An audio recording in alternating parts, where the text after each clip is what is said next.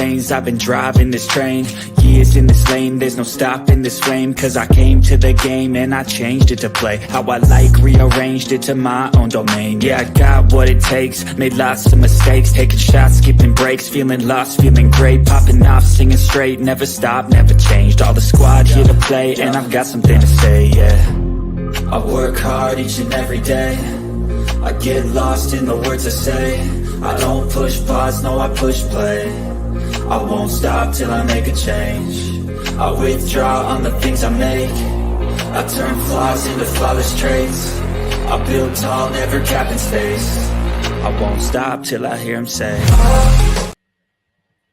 hey guys, welcome in, welcome back, welcome back. We are wrapping up the last of, oh Lord Jesus, baby Jesus, help me now, help me. We are wrapping up Ready to Love, Dallas season 8, 7, 9, 10. I don't know, but these people, they gotta go. They got to go. Okay, we gotta get them off our screens and we gotta move on. But in the meantime, we're gonna cover it today. How's everybody doing today? Doing Doing good. good. Doing Doing good. well, doing well. Awesome, awesome. And you know what? We got to welcome back in. Let's give them with a round of applause there. We got to welcome back in Sean Stokes, our resident, Yay.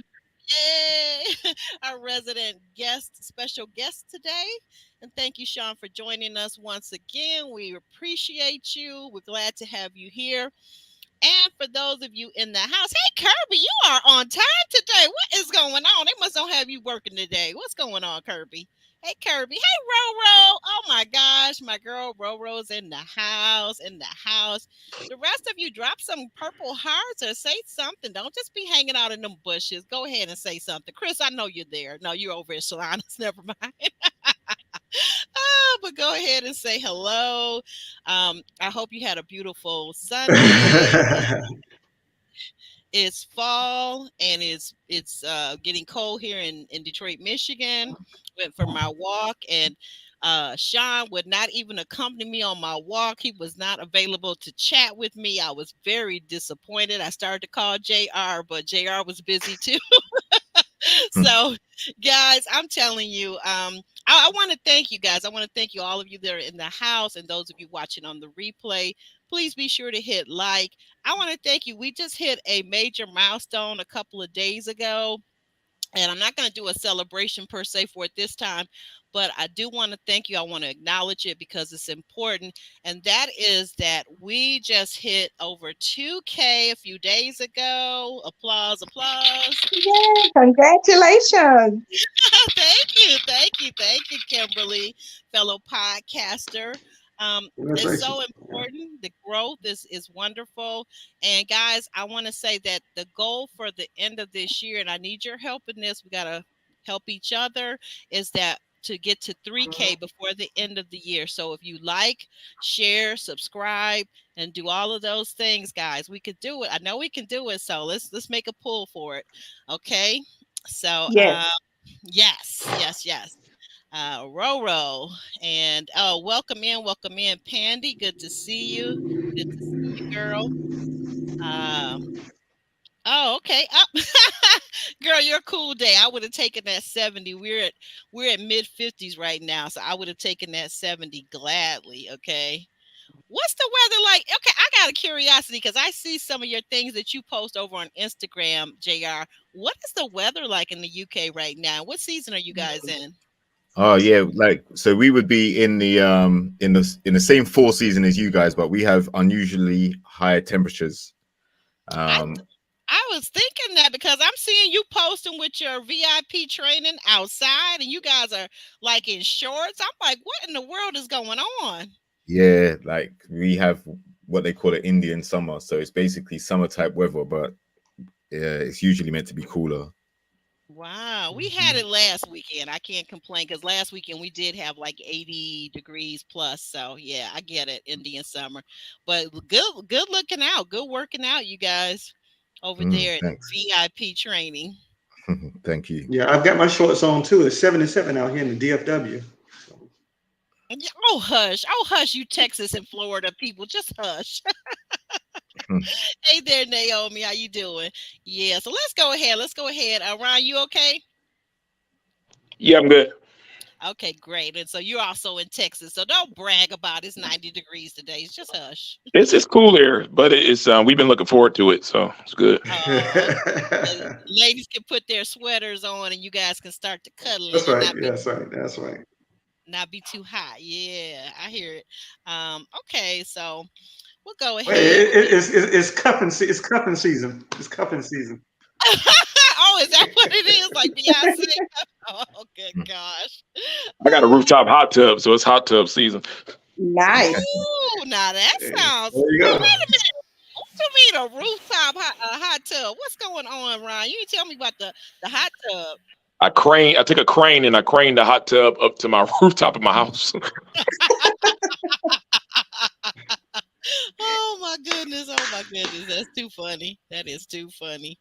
But that hot tub actually sounds fun. I went up to Traverse City a few years back, and I think we went in the. It was a group of us. We went in the dead of like winter, right? And it's like maybe 30 degrees out.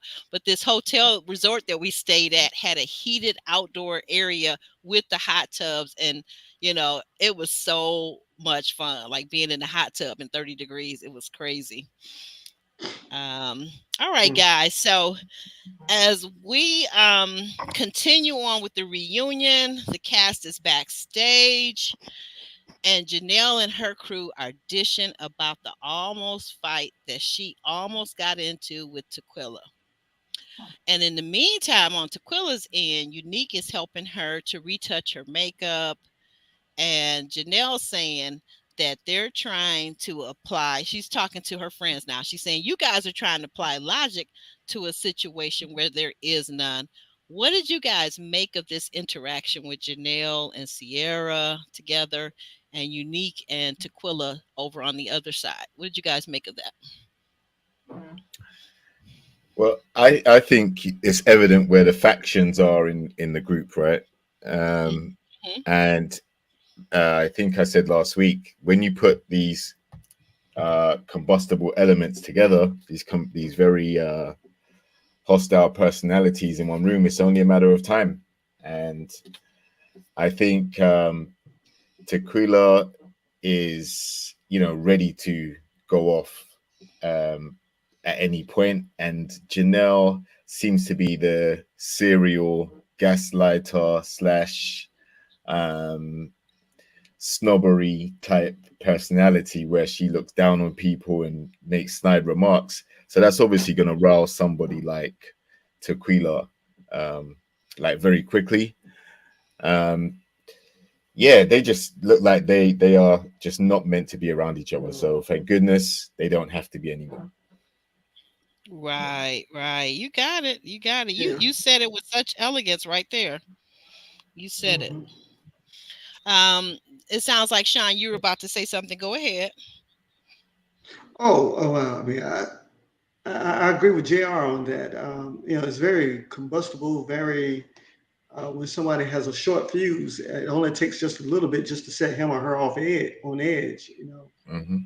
As we saw from part one, if the issue was really about the feather, I think it was more than just the feather. I think it had been antagonizing over period of time, and could have been also through social media and even other interactions they may have had on and off the camera. And well, I did learn that. But Tequila's from Shreveport. she didn't know she was from Shreveport, so whatever that meant, I don't know. Right. Oh, was talking about Tequila said she's from Shreveport. Is that what you were saying? Yeah, I'm from Shreveport. I'm from Shreveport. I feel like that was some kind of rallying cry, much like if you guys remember back over in Alabama a couple of weeks ago where the fella threw up his cat before it all went down on the docks. You remember that? Oh yes, I remember. The white chair, the folding chair, that whole scenario. So I felt like Tequila. So every region has their different habits. They have their different cultural patterns, and I guess maybe it's a Southern thing. People holler out, I'm from Shreveport, I'm from Detroit, I'm from New York, I'm from LA. I don't know because I'm not a fighter. I'm a lover. Okay. Yeah. So I don't know nothing about that fight life because I ain't never tried to get this beautiful face of mine scratched up, hair pulled out. I don't believe in it. Earrings pulled off. I don't believe in that. But I'm Right. just imagining that she's saying I'm from Shreveport, like like that's a feather in her, literally a feather in her cap, and there was no pun intended on that. But literally, like Uh, that's a thing, right? Does anybody it, else it, know? sou- it sounded to me like she was saying, "I'm from Shreveport, so I don't play," or Exactly. "This Yeah. is how we get down." Yeah, This is how we get down. I'm Exactly. not afraid to fight. Mm, Yeah. Exactly. Yeah. Exactly. To your yeah. point. What did you think, Kimberly? Yeah, I agree. It's still just so immature. I am over Tequila, Janelle, all the ladies, especially Janelle, because she's, the oldest on the cast as far as the Mhm. ladies, and she did not set a good example. I was expecting more out of her, and she is still going on. I don't know if you've seen her recent post, but she Yep. is still Hmm. posting negativity and Oh, wait a boasting. minute. Is it the one about the chitlin circuit? Because I'm Yes, furious Yeah. about that. yes, That is yes, so culturally, because I'm a big buff with history, right? I do a lot of reading in history, whether it's American history, um, modern history, before, like slave history. And for her to say that about the chitlin circuit, for her to say, I think it was a comment she made last week about Oprah's own network, I'm like, you know what, you are a black woman and you talk, on the one hand, out your mouth, out your neck, you talk pro-black, you talk about, promoting black products, black businesses on your page, on your Instagram page. But then for you to come and say this about the chitlin circuit, when, if you know the history, and I'm sure she does, that those of us that know the history of the chitlin circuit was when black performers, before they could perform to a desegregated crowd, they had to perform only, in black arenas for black people, right? And there's Right. nothing wrong with being Mhm, part of from the Texas. chitlin circuit Mhm. back in the day, because that was what you did. That was what you did. If you were a black performer, that was what you did. Like everybody, Beyonce stands on the shoulders of our black artists that performed in the chitlin circuit. So, like, how dare Janelle say yes, that? How dare she? Right. But I mean, are we surprised? I mean, she also no, referenced the viewers of the show and the bloggers and all of that. She said that people are her footstools, like we're Mhm. beneath her type thing, right? Um, Exactly. so, but I also think this is what happens when that type of behavior doesn't get checked and is almost celebrated or lauded. Like people actually, they feel like they can't tell her to stop or challenge her because they don't want the Right. smoke that comes with it. Like nephew Tommy, for example, he really had the opportunity, just like he tried to sit down with some of them and go into why they said certain things and why he did not go in on Janelle at all. He didn't let her No. explain any, and she was the one that started, problems with almost every castmate on the show, like female anyway. Yeah. She was at the Right. center of so much, and not one time did Tommy Mhm. actually sit down and address her behavioral conduct or the way that she spoke. She called the women ugly, she called them ugly bees and raggedy and all these other different Yeah. terms. She sure He did. didn't check her Right. at all. So now she's emboldened to go on social media and continue that way because, someone in authority on the show didn't actually rein her in at all and tell her to stop doing, things like that. That's right. That's right. What Well, about they you? What? probably told her. Yeah, I was just They gonna did. ask you, Ryan. Yeah, they Oh, you probably think told they her, told but her off camera, Ryan? Is that what you're saying? oh yeah. She's gotten a phone call or two from somebody on the show. But even when that first poke, you know what I mean, when she was going off with Kat when they was doing that feud earlier. But here's the thing with Janelle, and I know I haven't been the biggest Janelle supporter on our thing, so I'm gonna give my one level of support this time is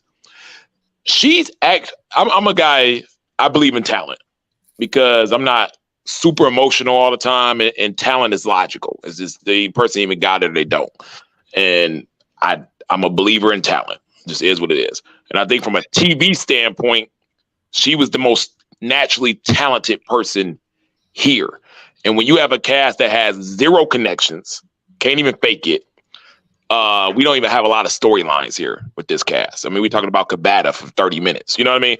You need a Janelle. You need somebody who has some kind of TV presence, that has some kind of talent in order to carry this thing to what it is. So I don't think a lot of people could have checked her and stuff, because she actually, we're amateurs, right? We're just guys off the street. You know what I mean? When you get somebody with a little TV talent, you know, a little stage presence, knows what to say in the right time, doesn't need to be trained. I don't got to edit everything that comes out of her mouth because she's on point every single time. That helps the production out when they're trying to save some money to get this thing off the grip. And they needed her. I guess prime example, they needed her. And she was playing her role, whatever she is. I don't know if it was her role or not. I haven't met Janelle in person, but I'm going to hold judgment until I do, because I know how this goes. But yeah, that's like, she was the talent on this season. It was the Janelle show. We saw it. Like every single thing. They needed her for everything. So she wasn't going anywhere. I thought Quentin saw that early. Tequila is a protector. So, and Janelle was playing the bully role.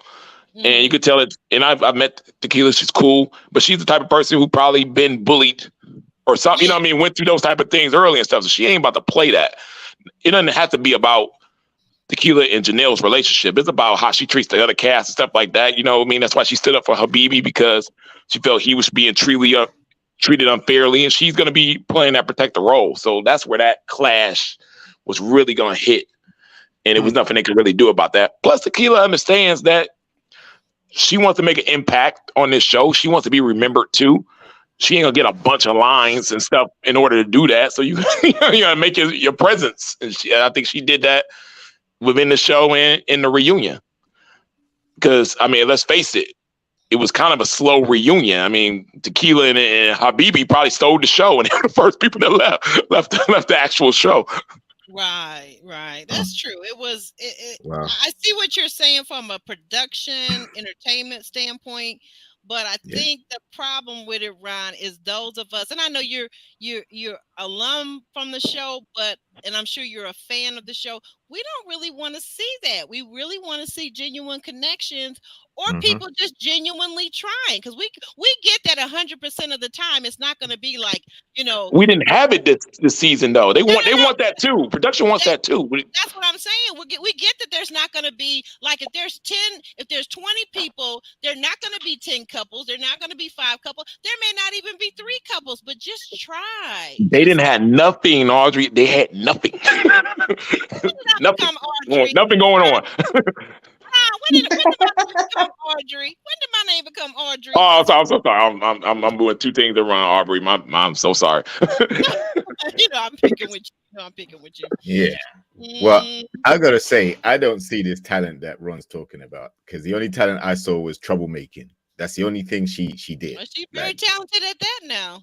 Right, but that's you just see that she was kind of smooth on TV. She's smooth on TV. It ain't like, you know what I mean? She's nice to look at. Nah, I didn't see. She's nice to look at. She's got a pretty face. We can say that. I wouldn't say it was prettier girls on the show. I just thought that she handles the camera well. You know what I mean? Like she looks seasoned, like almost like, you know what I mean? Like a Mike Bless will look seasoned. Clifton looks seasoned. You mean like the expressions that she has an entertaining expression? Do you mean that? Like she's been on camera before, that she's done some of this. This is our first time. 90% of the people on here is our first time ever seeing a camera that size on a situation. We don't know what the heck's going. You know what I mean? She seemed like let's go. I know what to do. I know what I'm about to say. I know how I'm about to play this. I know how I'm about to go. I'm seasoned. Yeah, but all she did I've done this before the wrong way. All she did was get into beef with people. So yeah, she obviously knows how to antagonize. But other than that, what other talent? I mean, it's not a talent show. This isn't X Factor. This isn't America's Got Talent. This is a show basically to find, a love connection or whatever, right? So, if she's a comedian or she looks presentable, camera ready, that doesn't necessarily mean anything if she doesn't end up with a genuine, solid connection at the end. It was all a waste of time. What are they going to do? Put her on a spin-off of Ready to Move, the next series? He will be on TV again. She'll be on TV again. She'll be on there again. Yeah, I I can now that I can actually kind of imagine. I imagine that Yeah, she will be on TV again, but I wouldn't be I tuning will into that. imagine that she will need to get her a serious therapist because the next time she's on TV again for a reality show, they're gonna be ready for her. That's all I'm gonna say on that. They're gonna be ready for her. Um, Mhm. Sean, what are your thoughts? What are your thoughts about this situation? Is she a great talent? What do you think? What did you see as a viewer? Well, I think fully like what Ron was saying. Hypothetically, if Janelle was, say, for instance, to be voted off early, I think the show would have flopped way before, in our opinion, before we started saying it did. And I think the Mhm. show needed her to help us tune in every week because we wanted to see. I mean, I know I wanted to see. I put it that way. I can't speak for everyone else. What's Janelle going to do this week? What's going to happen this week? What's going to be said this week? What kind of drama is going to be created this week? And I question in my mind, really, is the premise of the show really to Ready to Find Love, or is it to push the narrative of drama, or is it kind of a mixture of both, or if one weighs out the other, which one is heavier than the other? I don't know whether it's really to find something permanent or not. I'm not. I don't know. I wasn't on never on the show, but I think drama is what sells TV to your audience. You look at the time it comes on. You look at your target audience, you look at all the demographics and all of that, and this is what sells. And I think Mm. if the show is very straight laced, then who knows? We probably Yeah. wouldn't. We probably Hmm. wouldn't watch it too much. If Right. everything went on peaches and cream, there was no conflict, there was no tension, there was no ha ha ha moments and nothing like that. Probably Yeah. wouldn't have that many people. Well, Yeah. I gotta disagree with that. I mean, I Disagree. want to Okay. see those peaches and cream moments, man. I don't want to see people cussing each other out and especially not being held accountable for it. I don't want to see the drama. But this is why This they ain't continue. Hallmark. This ain't Hallmark. No, I know that, but it's ready to love, right? It's not ready to cause chaos and ready to disrespect people, right? If I wanted to see that, then I'll tune into that show. And yeah, Janelle could be the star or whatever. But for me personally, I just think,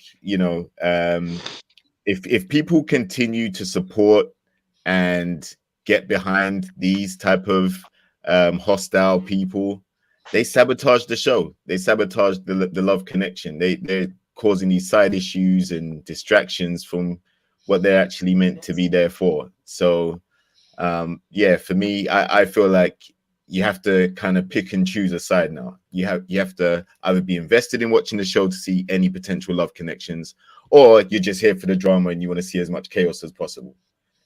You can't have it both ways, because if you support the chaos, then the love's gonna suffer because people ain't trying to find love after that. Hmm.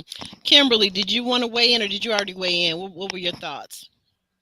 I agree. I see what Ron was saying. I think that Janelle did well. She played the game. It seems that maybe she studied the season and maybe she was true to herself because she did have a strong personality and she was not backing down. And even now we see that she isn't backing down. So I like that she was authentic. It seems that she was, her real self, and she did bring a little razzle dazzle. So I don't know what would have happened if she left. I think it would have been good because then maybe Lee and Quentin could have connected and maybe we would have had a better connection. But yeah, it was just too much. And I don't know. It's no connections even still today. Mm-hmm. Right. That's Zero.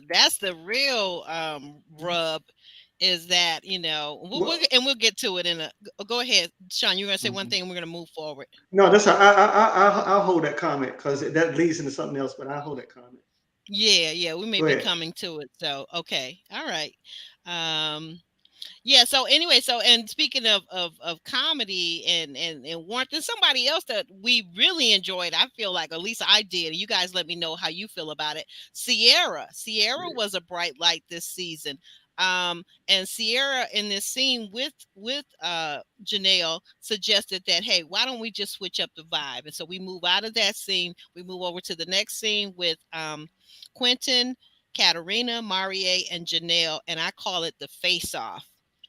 And boy, when I tell you, Kat says that Janelle just rubbed her the wrong way. Mm-hmm. Mm-hmm. Um, Guys, it sounds like you got something to say already, JR. So I'm gonna let you proceed because you know what I'm talking about. This is the scene with Katarina and her and Janelle face off about basically about Quentin and really more so, really no more so about Janelle's attitude. Let's say that.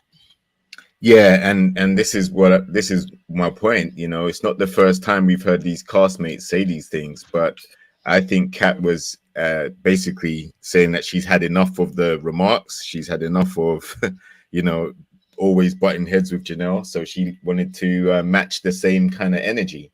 Like we definitely saw a different energy from Kat than we've normally seen, but yeah, like it was her, it was Lee, it was, and I'm sure we're going to get to that later on as well. But Tequila, like there's so many different instances where they've said the same thing, and Janelle's the common denominator. But in particular with Katerina, yeah, she felt like Janelle was blocking Quentin from exploring other ladies, and I think he feels like that wasn't the case. But from the other ladies' perspectives, who were hoping to possibly get some time with him, that's the conclusion they came to. And there were times where Janelle would say, tell him, baby, tell him what you," and that's when he'll speak. You know, it's like she has to tell him when to speak as well. Well, So that's why I think they kept saying things like "blink twice, Quentin," because it's literally like he's under the command of Janelle. And Katerina was like, you know, she's gonna call her out for it, because it definitely prevented what could have been other possible connections being made. Mm. I want to ask. Okay, I want to ask you, Jr. And then you guys and the guys, the rest of you, Sean and Ron, chime in after Jr. I got to ask you something. You're all men. You're all grown men. Can a woman stop you from talking to another woman under the same set or similar set of circumstances? What is your thought? I think to a degree, yes, because how she did it was every time she saw Quentin getting into a conversation with either Katerina or Lee or someone she felt threatened by, she would come out and make these loud overtures. You got a fish, baby? Like all these different things that just kind of distracted and ruined the momentum of any potential conversation that was taking place. So yeah. she can't physically say, Quentin, I don't want you talking to nobody else, because he's his own man. He can do whatever he wants. He's there to explore connections. But what she smartly did was, as soon as she got a whiff that someone else was talking to him, she'll come out and make herself known. And therefore, it makes the lady look and be like, oh, no, man. Every single time I go to speak to him, she pops up. So they're no longer interested. And then Quentin is, you know, he's like, oh, yeah, baby. I got a fish, you know, all this type of stuff. Yeah, we saw that. We saw that. Okay. So, Okay. yeah. Uh-huh. So she can do Well, it. you know, Okay, let me let the other guys go ahead, Sean. Thank you. It reminds me of the animal kingdom. If you have a male lion, what a male lion would do is urinate on the tree to mark his territory, so that other male lions would know that this is my territory. Don't invade my territory. And that's what kind of like Janelle reminded me of. She was urinating on her territory to let you know that this is my territory. Like the interaction between her and Katarina. She said, yeah, yeah. She said, well, I know you don't mind sharing. Well, you're not, you're not. And she, no, he's mine. He's mine. So, all that stuff just to basically set that boundary. Look, that don't push up on him. Don't approach him. This is mine. I got this on lock, and he's not going anywhere. So that's what I think about it. That was her way of urinating on her territory, on Quentin, Oh my! to let Oh the other my! ladies know. The visual of that, of her squatting in her ball gown. I mean, because urinating. she I get it. she would not have had the same interaction. It said someone like Aries, if Aries had spoken to Quentin, because she wasn't threatened by Aries, but she was threatened by younger women who were a different body type from her, and I think that brought out her insecurity. So she's gonna do anything and everything she could to try to, uh, quash his chances of interacting or conversation with those two ladies. Okay, okay. Thank you for that, Sean. Ryan, what are your thoughts? Okay, and then I'm gonna get over to Kimberly. Well, it's two things. For in real life, if you dating somebody, and even on the show, you're right. You're single. You can date and talk to whoever you want to, but it does not come without consequences. It just doesn't. If you go tell the person you're dating two other, three other people, you're allowed to do that. There's nothing wrong with that. Or you could talk to another guy while he took you on a date last week in front of his face. But the fact of the matter is, if he comes and starts treating you different, that's just the consequences of the action. You're not wrong, but it is a reaction to what's going on. So yeah, Quentin was aware of that, so he was going to watch his back to make sure that if Janelle said something, he was going to try to show some loyalty and to please her. But in their situation, like I told you, I didn't believe in a relationship from the get go. Quentin is Yeah, just a you did. pawn. Janelle's the pawn. I told you what his exit strategy was going to be, and he did it not even 13 hours after the reunion. I had it all. I knew it from the get go. So this is about Janelle Mhm. and Kat. It's not about Quentin. Janelle understands that Kat's a power player that showed up. And if you're going to be the big dog, you got to take out the other big dog. And that's all that was. The nasty attitude, the going was Janelle knowing the game and putting the attack on Janelle because she was the strongest contestant there. Mhm. Okay, and thank you for that. That makes sense. That makes a lot of sense too. Kimberly, I your mean, thoughts? you could go ahead, go Go ahead. ahead. No, go ahead. Go ahead. You could, Sean. You could. Oh, I was gonna say that I mean, you could just tell some of the stuff was staged. Okay, number one, if we're going fishing, number one, I'm not going to catch a little goldfish. Number two, the fish was already the fish was already dead, wasn't even flopping when it was on the line. Right, right. So, A dead fish from so the store.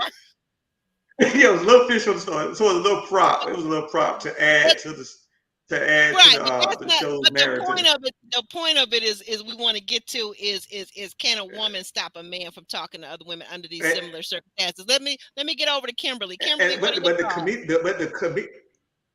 Go ahead. I'm sorry, because Kimberly, she's only with us for short while, not a long while. Kimberly, could you pitch in and say? Sure.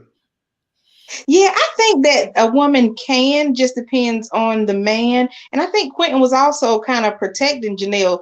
Janelle was like a comfortable spot. Well, both ways. Janelle was comfortable for Quentin. Quentin was comfortable for her because later on we see that they had a connection early on when they had a conversation off camera.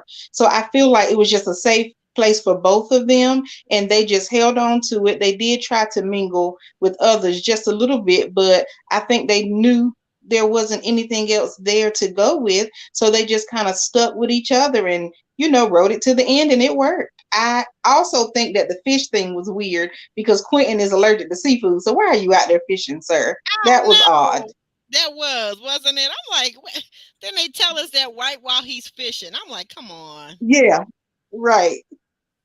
Mm-mm-mm. Wow. Well, my thought, this is just me, guys. This is my thought. I feel like no, a woman can't stop a man from talking to other women. But if he's interested in her and he wants to make a go with her, he is going to limit himself. And so for me, I really kind of was concerned and confused as to why the women would come on at the end of the season for the reunion to say, well, he couldn't talk to me. Like, I'm like, do you see this man is 240 pounds of muscle? He's 6'4". He's a trainer. He's a personal trainer.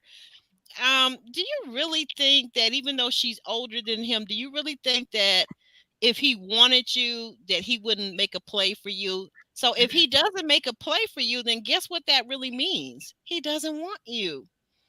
Mm, Yeah, I believe that Well, too. I disagree with that. I disagree with that.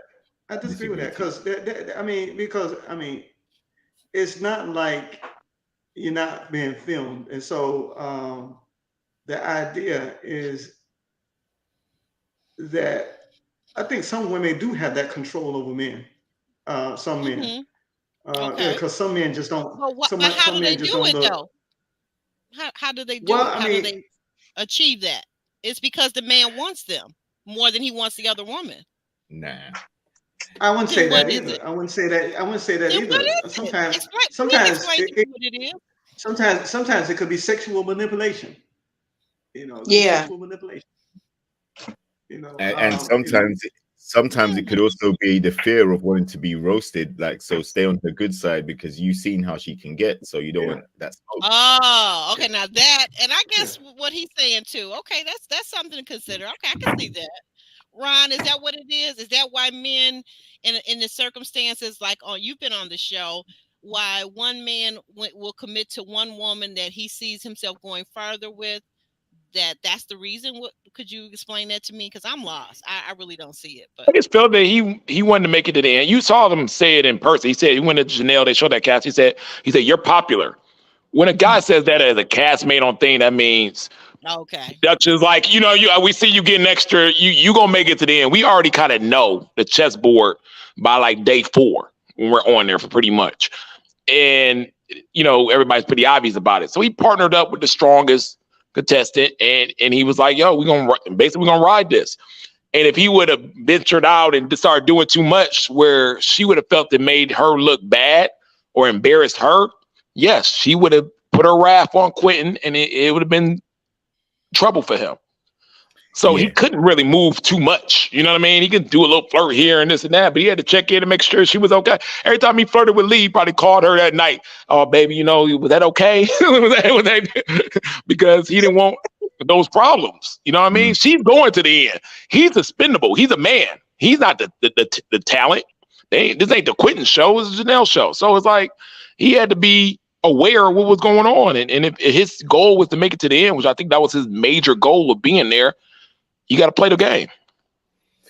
yeah, Hmm. and we've seen her Yeah. style Well, I when it mean, comes to addressing, like we've seen her style when it comes to I'm sorry. addressing people. She will dress you down in front of the group and also in front of the cameras, right? So Okay. Yeah. I just think, I see what you mean by that. Now that type of intimidation, I do understand that would be a threat to some people, I right? mean, because you never know, you know, true. You never know what kind of conversation they had off the camera. Mm. Because like, okay, I'm not saying that this is where it went down, but just like Okay. I've seen some young people today.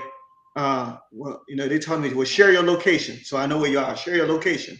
Why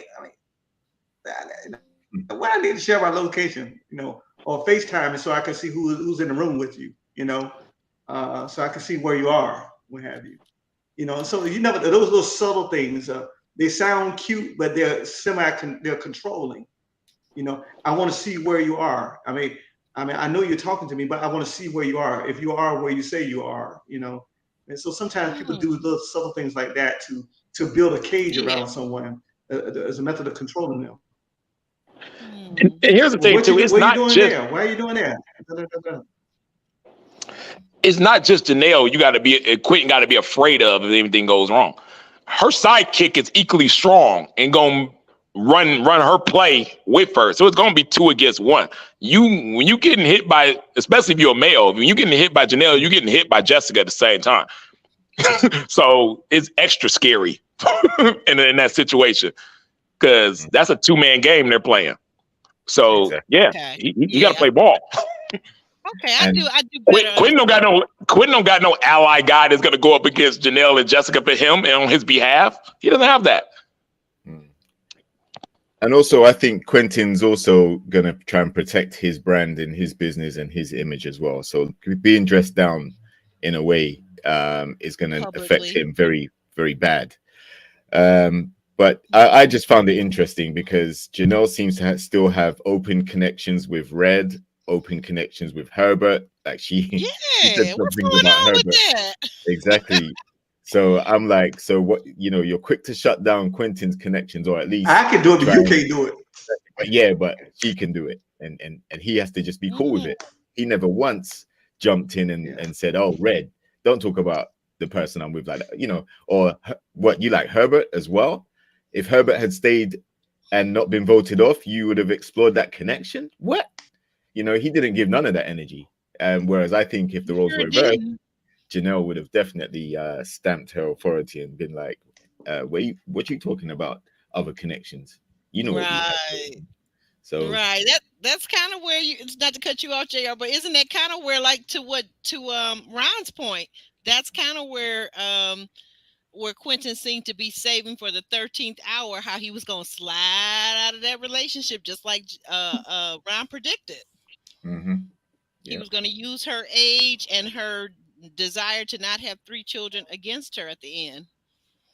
Yeah, but I was kind of saying, look, like it wouldn't be smart to try and rush into a quick engagement and quick family with someone you don't know that True, well. And true. after seeing the stuff she's done on socials and things like that, you definitely have to go slow and make sure that there's another side to her that outweighs those qualities that she's displaying. Otherwise, it's going to be a tough time trying to, co-parent or be with her in a relationship, long term. So yeah, like we called it. Like some of us called it from way back. You know, Mm. there isn't really going to be a viable connection because it's going to be a rushed thing with someone who's shown to be quite hostile at times. Okay. Okay. Sean, did you have any more you wanted to add or contribute to the whole situation there? Well, I mean, I agree with I agree with Jr. I agree with Ron. I mean, I agree with Kimberly. I agree with everybody on the show, on the panel who said that. Whether he was literally scared and scared and shaken, I don't think so. But I think it was playing in the back of his mind that if I go against Janelle, then I've got Jessica to deal with. You know, so I got to be I got to be strategic in how I move or what have you. And so the best move is not to make a move or what have you, or to just make idle chit chat.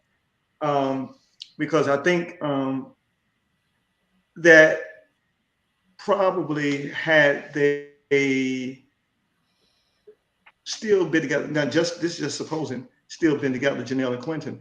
I think that the idea with them at when the batting case, when Quentin was showing Lee how to hit a ball, when he pulled up behind her and all of that. Now, Janelle probably was giving, well, what you doing behind her that close? You ain't have to do all that, da da da da da, da blah blah blah. You ain't have to stand up behind her Right. like that. You just all you have to do is just show her how to hit. You know, I Mm, mean, what man wants to really have to deal with all yeah, that? And we and all on the show with the same premise. and that's very similar to when he was in the apron and she came out and she's like, "What you doing out here naked?" It's that kind of Mm-hmm. energy, Yeah. right? Yeah. She did. I mean, Showing like my she goodies definitely. off. Mm-hmm. Right. She definitely did at the house, and that's why I was saying that, to me, that anybody that's watched the show knows that by the time you get to the house, by the time Tommy announces that next week or tomorrow, whenever this weekend we're going to that house, you should kind of have your connection solidified and really know who you're going to be with at the house, because that's kind of a rough one when you get to the house, because then if you don't, you're going to find out that the guy maybe that you thought you liked, that liked you, is actually really more into Janelle than you knew, right? Right. And that's And where I say, oh, go ahead, Yeah. go ahead, go ahead. I was gonna say, like, and that's why I think when on Quentin's live, when he was asked about Lee giving him the cheat code or whatever, he said, Hmm. he was definitely not gonna do that because he knew that if Janelle found out, then it would be on top for him. Like it would be a lot Hmm. for him to have to explain. And Right, he doesn't want to be seen as that type of dude that would just go and sneak off and do something shady like that. So right. Mm-hmm. So it's kind of Now the it's kind question of like, okay, it's kind of like, if I can say go this, it's ahead. kind of like, though, too, Quentin is speaking out of both sides of his neck, though, too, because at the same time he's saying, I've got these two connections, I don't know what I'm gonna do, I'm uncomfortable, but then I'm not uncomfortable. Like, so which one is it, dude? Are you uncomfortable or are you comfortable? Like, and that's why I say, as a woman, for me, I see why Lee picked herself. I probably would have picked myself sooner, because it's really kind of that age old story of a man saying one thing, oh baby, I want you so bad, I want to be with you, and then but his actions are showing you something totally different. Must be with So somebody always else. go, always go with the actions. Always go with the actions because actions are more important than the words. Hmm. Now Yeah, I I know think this wasn't. Go ahead. like I said, I just think his Quentin didn't like any of the girls that much. I think his exit strategy would have been the same if Janelle left and he had to go to the end with Lee. You would have been seeing the same 2 days later. He'd have been saying that, he can't be in a relationship. He got to heal, whatever he got to do, his exit strategy. But it just would have been a lot more backlash if he did it to poor old Lee, than doing it to Janelle. And I think he knew that. Hmm. That's a good point. I could see that. I could see Yeah, that. You know. yeah. Okay, so anyway, so this is what I want to say. So in this scene, before we wrap this up, the last little part, Janelle says, what with this conversation and this back and forth with Katerina, Janelle says dramatically that the cast is obsessed with her. That whenever she walks in the room, she points out how mediocre they are. Any Hmm. thoughts or quick comments about that before we move forward? Like I said, Janelle she being considers Janelle. us. Oh, go on, Kimberly. Go ahead. Just Janelle being Janelle, she was ready. It's like she had been waiting. She was holding that thing in. And it was good because she was like, y'all are worrying about who's rubbing you the wrong way or liking you, and you need to be worried about these men rubbing on you and liking you. And I was like, yes, Janelle, for once, because that was a Yeah, good point. They were too Exactly. focused on the back and forth. agree with her on that one. They I were was like, too back and forth. don't be so Yes, don't be so worried about that woman. If y'all don't move thank on you. and move around and kind of find you somebody, this is like Yes, musical chairs. Keep it it moving. was good to me. Good to me. That was a good line. You were gonna say, Jr. And that's exactly the point I made earlier. Like you're focusing on all the beefs and the distractions that these people are causing when you're there to find a love connection. That's exactly what she said, right? You're there focusing on what she's doing, Yep. and in her mind, that means that you care more about her than finding a connection, and that also makes her have this air of superiority over everybody else, Yes. which is false. She's a contestant just like all the rest of them, but she considers them beneath her, and I think that's a problem because that level of snobbery. I think Kat was right, and sorry, I think Lee was right when she said, she just doesn't seem like she has self-awareness. Like she literally just goes around with a very high efficacy, which is beyond self-confidence. It's actually I'm better than you, I'm above you, you're nothing, you're beneath me. That type of energy is bad. All right. Yeah, The yeah, thing is, you absolutely. can't have it both ways, though. You can't be the antagonizer and then talking about why y'all around me, why you ain't with these men. You starting the Exactly. stuff. You're here, you Exactly. smacking people in the back of the head and hiding your hand. Exactly. That's the game you're playing. Hmm. Ooh, somebody in the chat was at hey Valentine, why Valentine? It said it took Q just 12 hours to go live and tell the world that they were not together. And I hate it because I caught the last tail end of that. Like I missed it, but he basically was saying, yeah, we're not together. And then he went on to talk about his training and workout and protein shakes and all that good stuff. I'm like, Lord, we don't care nothing about that. Get to the part about Janelle. Yeah. Well, Get he back said to that part. Well, I think it's 12 hours from what we saw. I think it's Okay. 12 hours from what we saw because Mhm. he said that the reunion was taped June 9th. So here it Right. is Well, we get October that. the 8th now, but It Right. was, but it's he can't October he the can't 7th say when he anything until when the to the to the reunion is aired. yeah. yeah, So it's Right. still to him is real time. yeah, yeah. So like let's say So he got a yeah, little girl on the side, he can't even post no yeah, real picture of time. his new Yeah, little girl until the reunion's in because it'll spoil if they're together or not. So this is yeah. after the It'll reunion spoil. aired, the Yeah, last one. yeah, That's his first chance of freedom, yeah. and his first shot at freedom, he took it. He couldn't wait. He ran out of He's like, there. He ran out of there like he had on Oh yeah. gasoline drawers. He's like, I'm out of this piece. I've been waiting to do this for 6-7 weeks. Hey, Well, we could tell. I mean, which one of us viewers was watching the actual 2-part reunion couldn't see that he really wasn't into her. I mean, he wasn't there for her to cry on his shoulder. Who was it? Was it Herbert? Did she cry Herbert. on? Yeah. Yeah, Mhm. last week. I mean, so like we saw what was going on. And to JR's point, he didn't even check any of the guys, saying what they were saying about, like, Red saying that, hey, are you guys exclusive? Well, he finally said something. We'll get to that at the end. But he didn't even say anything earlier on when Red kept intimating that they were a couple, that there was something secretly going on. He never said anything, not one mumbling word. So he didn't care. That's right. He didn't in that moment, and that's because, like we all knew, and like he's just recently admitted, like their version of what life looks like after the cameras finish, after the camera stopped rolling, wasn't the same. Like his rationale for not continuing a relationship was that he's not healed enough to continue a relationship. Now he knew that earlier. Like, why did you go on the show if you realized you weren't healed, or did it take for you to get with Janelle to realize you weren't healed? Or did she? Yeah, okay, let me hush. Yeah, so it's like, you weren't healed, and then he said, yeah, and then our goals, for our future didn't align. So we've been saying that for so long. Like, that's why the connection wasn't real. It wasn't going to go anywhere. Right. And talk with Shalana, she's saying, yeah, she said they've been broken up for a long time. Laugh face, laugh face, laugh face. I want to go back to this comment though, and I want to get your thoughts on this. What did you guys think about Lee making a comment about being shocked that Quentin was more interested in Janelle than her? That was another thing. Now that kind of I found it to be kind of odd. Like, that was the other thing. I felt like Kat and Lee almost, it felt like, were they surprised at a heavier and older woman than they are, less fit, was liked by Quentin, and did that offend them in some kind of way? Because to me, I felt like it should not have. But did anybody else feel that way?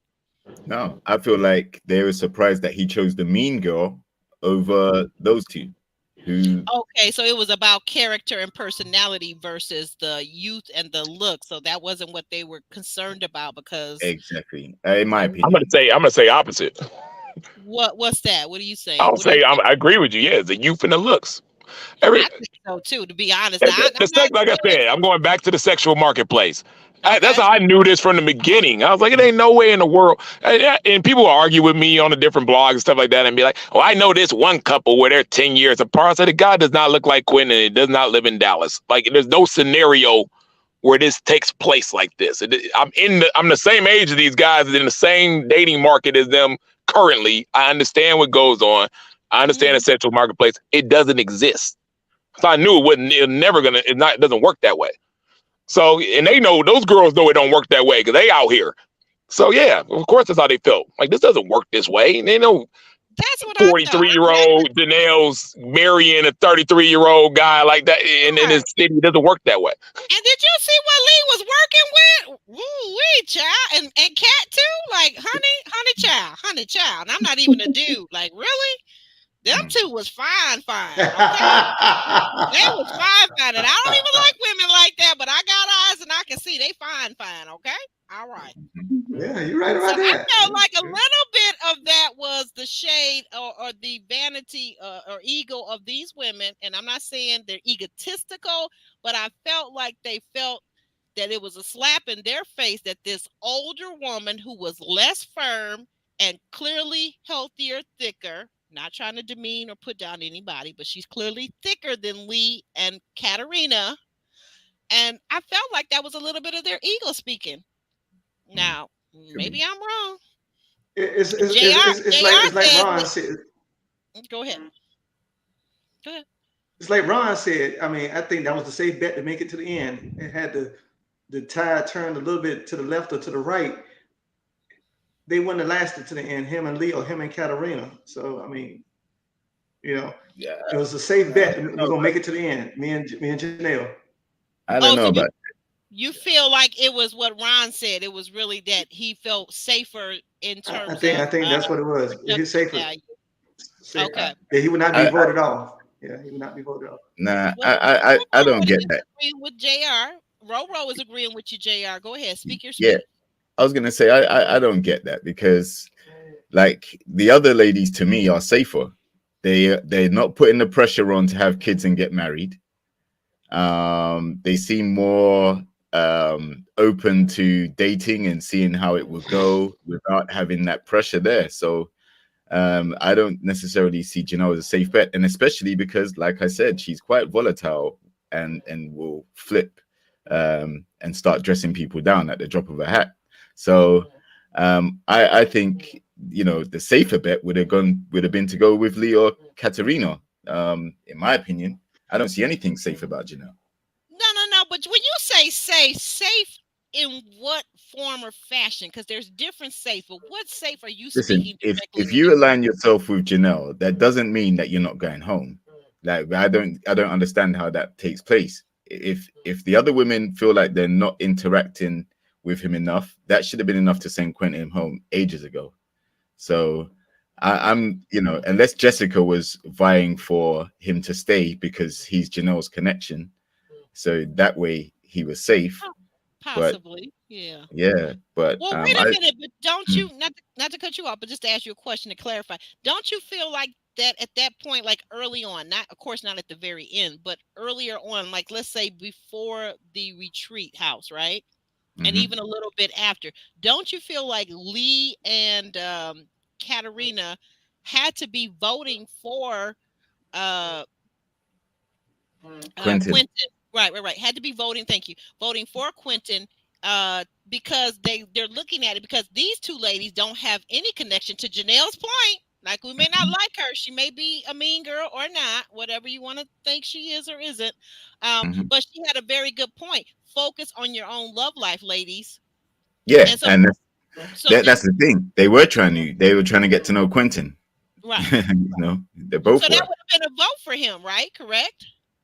I think yeah, like if he had um realized that these two ladies were into him to the point where he doesn't have to fear any backlash or any tongue lashings or like I I don't know.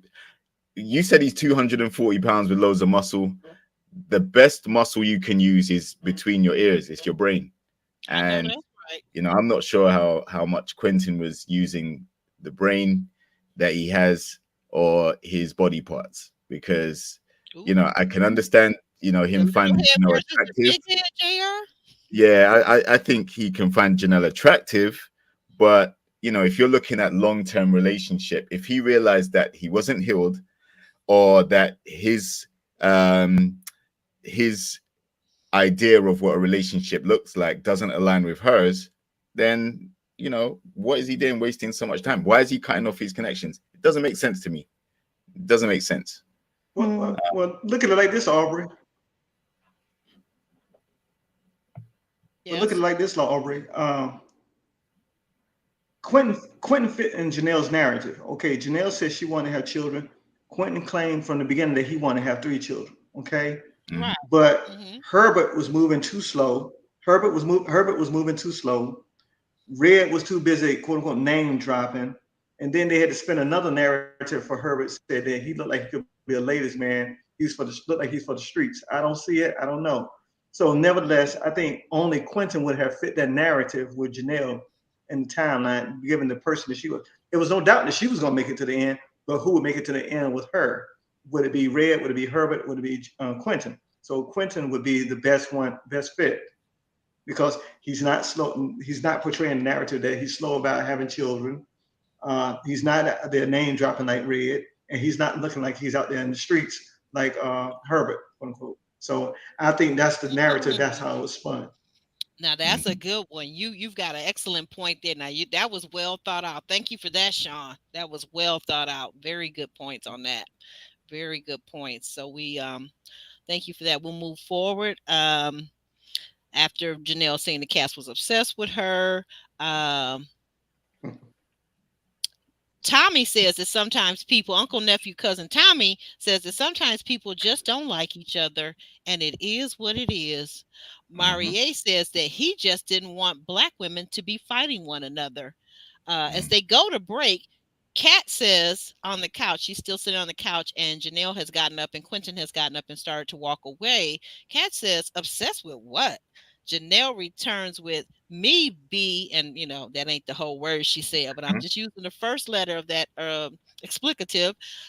Me be me. And Quentin is her saying, let it go, let it go. I'm like, these people. So we move on to the next scene where Nigerian Chris to the rescue or to the attack. Okay, so we have Nigerian Chris, we have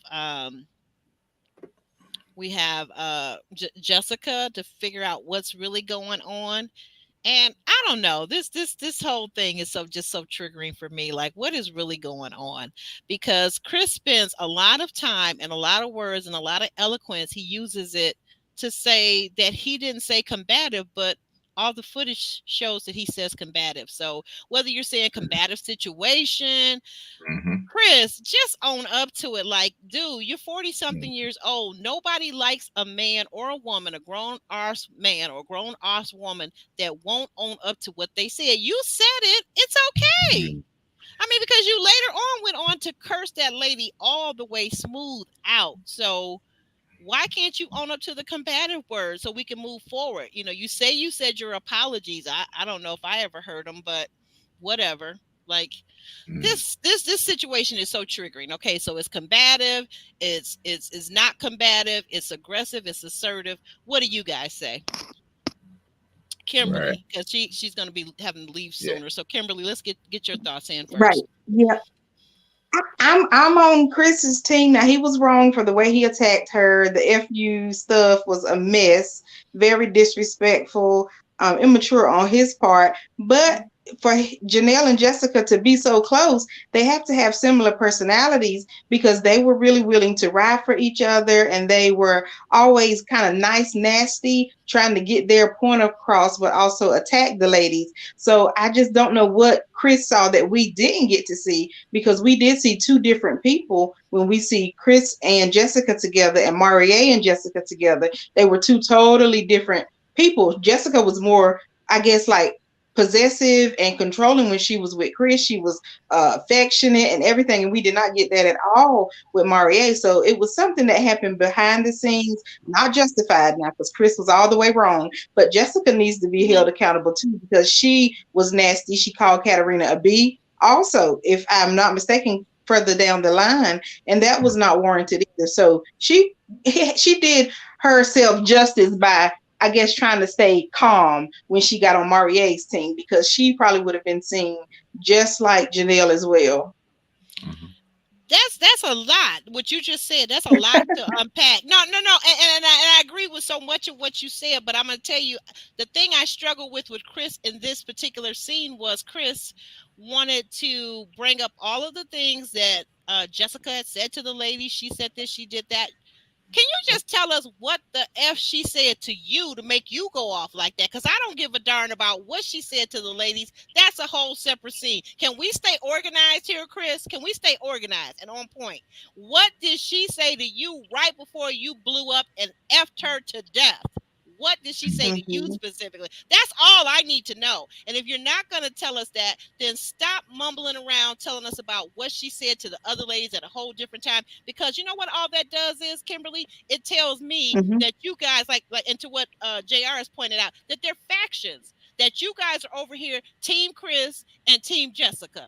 That's all it tells me. It does not tell me that you're being fair and that you're assessing her for your one-on-one reactions and interactions with her. Instead, you're telling us about what she did to Tom, Dick, and Harry, and you know you don't really care what she did to Tom, Dick, and Harry.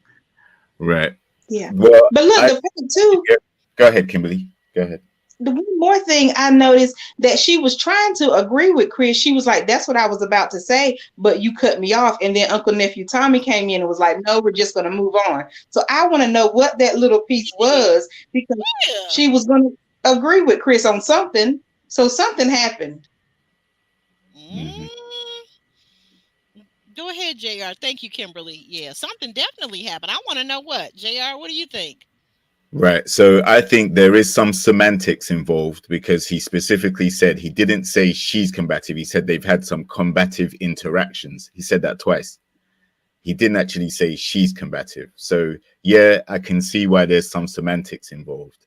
But the fact is, Kat chimes in and says, yes, she is combative. And, you know, if that's the feedback you're receiving, then it's your job to try and work on that to make yourself more appealing to the guys that are on the show. All Wait a right. minute, say Instead of that being last triggered part by it. again. Say that Yeah. last part again. So I was Janae. saying that, like, instead of being triggered by being called combative, Katerina said, look, like when you get that type of feedback, it's down to you to take it and then try and change that narrative if you're really looking for a connection. Like if that's what people's experience is with you, Yes. then now you take that on board and you say, okay, let me tone it down a little bit and let me see if I can really find a connection. And she, to be fair, she did with Morier, but it just doesn't seem like a real relationship at all. But like, yeah, so I think if we're gonna call a spade, Chris isn't the only person that referred or that used that combative word in respect to Jessica. And then we also saw that Morier, even though Morier was the one that delivered the combative element Yes, he to was. the conversation, he said none of the other men called her combative. He was only going by what Chris said, and Chris said combative interactions. He didn't actually say she's combative. Now, obviously, later on, when they're at Chris's elimination, he said, yes, you are combative. You and Janelle are both combative. But that was after the fact, you know? So if we're talking, if we put it back into the timeline of where things actually took place, he said on two separate occasions, they had interactions that were combative, and he wasn't feeling that. And he's entitled to go a different direction. He doesn't owe her any Absolutely. explanation. He can go and try and date Lee or date Katerina after that if he Absolutely. wants to, and she can move on to Morier. But Absolutely.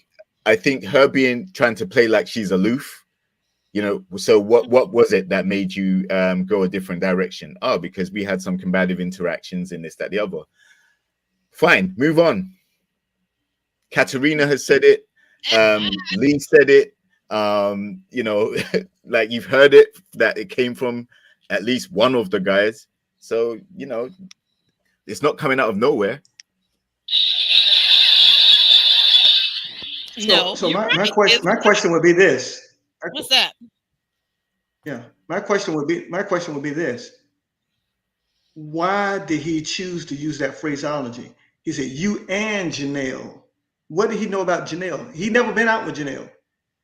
Nope. Mm. So what was it that was said that we did not see, I wonder, that caused him to reach that conclusion that her and Janelle were combative? Was it that could it have Hmm. been his interactions with Jessica were leaked over that Jessica went and told Janelle? Well, guess what he did? Da da da da da da. Because they seem to be, according to the show, the way the show pushed it, they seem to be, to use lack of better term, freaking frack, to use lack of better terms. Um, so, because how would Chris know that Janelle was combative? You know what I mean? If Mhm. they're watching the show like we do when they watch it back, they don't know what's being filmed and who's doing what unless somebody tells them what goes on. You Right. know, And Mhm. someone, well, Ellen V. I I'm don't sorry. know. She's saying So that what? Jessica said that Chris called her combative during the friends date. I mean, the point of it is, I guess I'm gonna just stop and say this. Like, I get what we can play semantics. He said she was they had a combative situation, an episode, whatever you want to put after the word combative. But here's the thing that I know: language is language, okay? And if I've got a friend, a core group, a group of friends like 5 or 6, and only one of them is using the term combative, whether they're talking about me or not. Now I'm hearing that people feel like I'm combative. Guess who I'm going to think said that about me? I'm going to think that the one Yeah. person that's using that as their vocabulary word, and I don't know if it's this to me like is a cultural difference, and there's like a production element on this, because when I go back in my memory and I think about Chris and the things that he said about Jessica, it's not just that he said they had a combative situation. He started at the very beginning of the season talking about Jessica. Speak to me soft. Okay, Mhm. that's fine, and he has every right to say that. I'm not saying he doesn't, but every episode, if you stop and think about it, he goes in and he's got something to say about Jessica. Even when they were at the retreat, when after they both had clearly said they had no interest in one another, right? Why is he still talking about Jessica? This is what I don't understand about Chris. Why are you still talking about someone who you say she doesn't talk to you soft? She's combative situation, whatever you want to call it. Why the F don't you move on to the other ladies? It's just like Janelle told the ladies to move around. Why doesn't he move around? Why is he being so petty? Oop, did I say the wrong thing? No. I'm sorry, That's because that's how I Well, feel about that's Chris. listen, I feel like he's listen, very, very petty. listen. Like Tommy said, sometimes people just don't like each other, That's cool. and that's just the way it is. Like Move I think, around. yeah, exactly. I think, Yeah. if someone can't even speak to you nicely, then that's an indication that they are not for you. So, Yes, if it's I if agree. they, all he said was, "Can you speak to me softly?" Because that's how I'm going to speak to you. Like He when I'm did. at work, Right. I'm going to speak to people a certain way, but when we're together, if we're going to do a relationship, I'll prefer you to speak Mhm. to me softer. That's what he said, and she said, "Well, I ain't going to change," in her confessional. She did. So, right, so that's the end of So, it. And maybe there's so an for element real, of, they're wow, not a you know good what? mix. They're not a She good doesn't mix, right, JR? she doesn't even respect me enough to even want Mm-hmm. to be nice to me, but she's gonna want me to protect for her, provide for her, do all the traditional relationship stuff, but she ain't gonna talk to me nicely. No, come on, it's not gonna work. So, but yeah, like I think they just tried to play off that, like, production, that is, they tried to keep them button heads, just like the same reason why they kept Janelle on there with her antics as well. They know that there's a selection of their audience that resonate with those two ladies, and if they can get those people watching and cheering those people on, then it increases ratings and viewership and all the other things that come along with that. But the fact of the matter is it's about love connections, and clearly, um, Chris and Jessica had something to start with, but by the time they broke away, they were both scrambling. Like, where did Morier come from with his crystals? How come he all of a sudden is Jessica's like go-to? Like, the difference is Chris didn't find someone quick enough like Jessica did. He couldn't lock down Katerina or Lee in the same way that Jessica locked down Morier. But That's the only difference. That's but why Jessica wasn't able to keep speaking about him, because she quickly locked into Morier to stay on the show pretty much and save face. I get that. I get all of that, and I saw all of what you saw, and I agree with that. But here's the key thing. What I want to ask you this question: Chris is relatively attractive. I think I've heard a lot of people say that, right? He's got the muscles, he's got the physique. He's Got the money. Nigerian. He's eloquent in his speech. He certainly has a very varied vocabulary.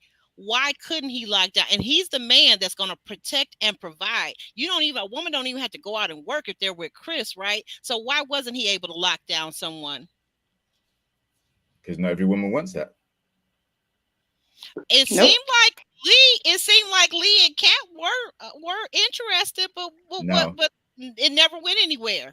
What no happened? way. well. Katerina is I very think I think I established. think I think She ain't gonna stay yeah. at home. Like, she's worked too I, hard to just yeah, give it all up and yeah, stay at that's home. right. Yeah, she's too much out and about. Yeah, Wait a minute, JR. Wasn't Katarina the woman that when it was brought up about the gender roles at the retreat, she said, I would do that. I could have a man take care of me. Wasn't that Katarina? Who was that No, said that? she said, "I ain't carrying a man's load. I'm not lightening his that's load." it. That's what she was saying. But she's gonna go out and get her own money, do her own thing, and then the guy's gonna protect, provide for her as well. That's the type of energy she was giving. But Mm, at the end of the day, Chris and Kat and Chris and Lee would have been a better match than him and Jessica. Absolutely. I just what my point is I just can't figure out why he couldn't lock it down. Because there weren't no time. Like he had free connections at the time Well, of his elimination, apparently, right? well, So, yeah, or at least two, we can say for yeah. certain. But there wasn't any time. By the time he turned around and realized that, oh, okay, Jessica's not going to work anymore. Now I have to try and establish something with Katarina and Lee. And it wasn't as instant as Jessica and Morier getting together. You know, Morier was searching for anyone to find interested in him. And so was Jessica after she got rid of Chris. So they just, they kind of drifted into each other that way, and both looking for a connection from somewhere, anywhere. Whereas I think Kat and Lee are in a similar situation, but with Chris, it'll be 2-on-1, and he has to narrow down one person, and I don't think he had enough time to do that. Go ahead, Sean. Thank you for that. Very good points. Yeah, yeah, they're very great points, excellent points, Jr. On that. I think really when you talk about Chris's whole situation, um, I think he was looking for Jessica to come down off the boss level. You know, look, you're not my boss. I'm not your employee. I'm not your employee. So don't talk to me like I'm your employee. You know, talk to me as a social equal, per se. When he was talking about the softer side, I don't think he wanted her to be a damsel in distress, quote unquote. No. I think he just wanted her to talk to him like a social equal. Now, even though Jessica claims on her podcast and other reviews saying that she's a jokester and that they didn't show that side of her, that she likes to joke, she likes to have fun and so forth and so on. We just didn't see it. They didn't show that narrative of her.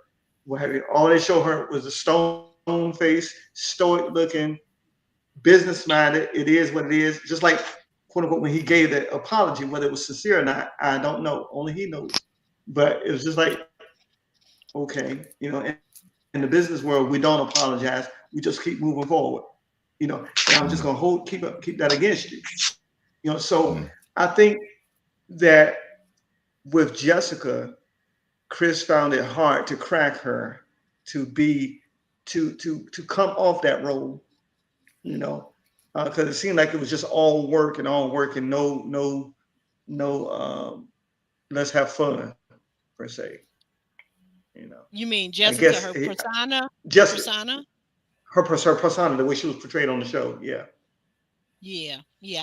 I agree with you with that. And JR has said that several times too, right, JR? Yeah, definitely.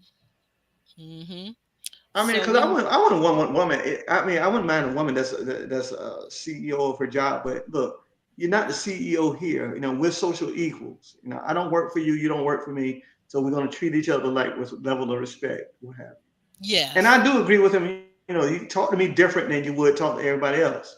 You can go in the boardroom and talk about facts and figures and statistical data and so forth. But with me, look, this is where we are. Yeah. This is where we are. That's a very good point. Yeah, go ahead, JR. And I said a few weeks ago, like I think someone like Jessica would be better off with someone who's as business minded as she is, right? Like that way you can bring home your work mentality and you can really see what it would be like to date someone who wants to treat you like an employee. It's not going to be fun. You're going to be scheduling everything, and everything's going to be a performance review or a one-to-one or an appraisal. You're having that type of energy when you're talking to each other, and that's not loving, right? That doesn't sound very fun. If you're trying to find a romantic connection, you talk to each other with love and with respect, and that way you can grow feelings, and you never know where it can lead to. But if you're coming in basically saying, well, you know what, I'm gonna talk to you like a subordinate because you're expendable, you can be fired tomorrow. If you're giving off that type of energy, who's gonna want to stick around? Right, that's so true. Not someone who's worth his weight. Like, you might get a Morier stick around, but you're not going to get someone like Chris who's, he's successful in his own right, and he wants a softer spoken lady that he can be softer with as well. He's not Chris speaks very softly to everybody, except for when he flipped out at the elimination. he's for the most part he's been quite soft spoken. He hasn't had any type of reason to raise up on anybody at all. Oh, yeah, and also once or twice on Maury. Eh? So not to cut you off, but I want to move forward because I want to try to get Kimberly in here in this next scene of this opinion is very integral. So next we have Aries and Phil, and they're sitting all the way across on separate sofas from each other with Tommy, Uncle Nephew Tommy in the middle. And this is an age-old story of Aries saying that, Phil just wasn't stable enough. Of course, they made it to the bridge. They were one of the three couples to make it to the bridge, and he told her he chose her.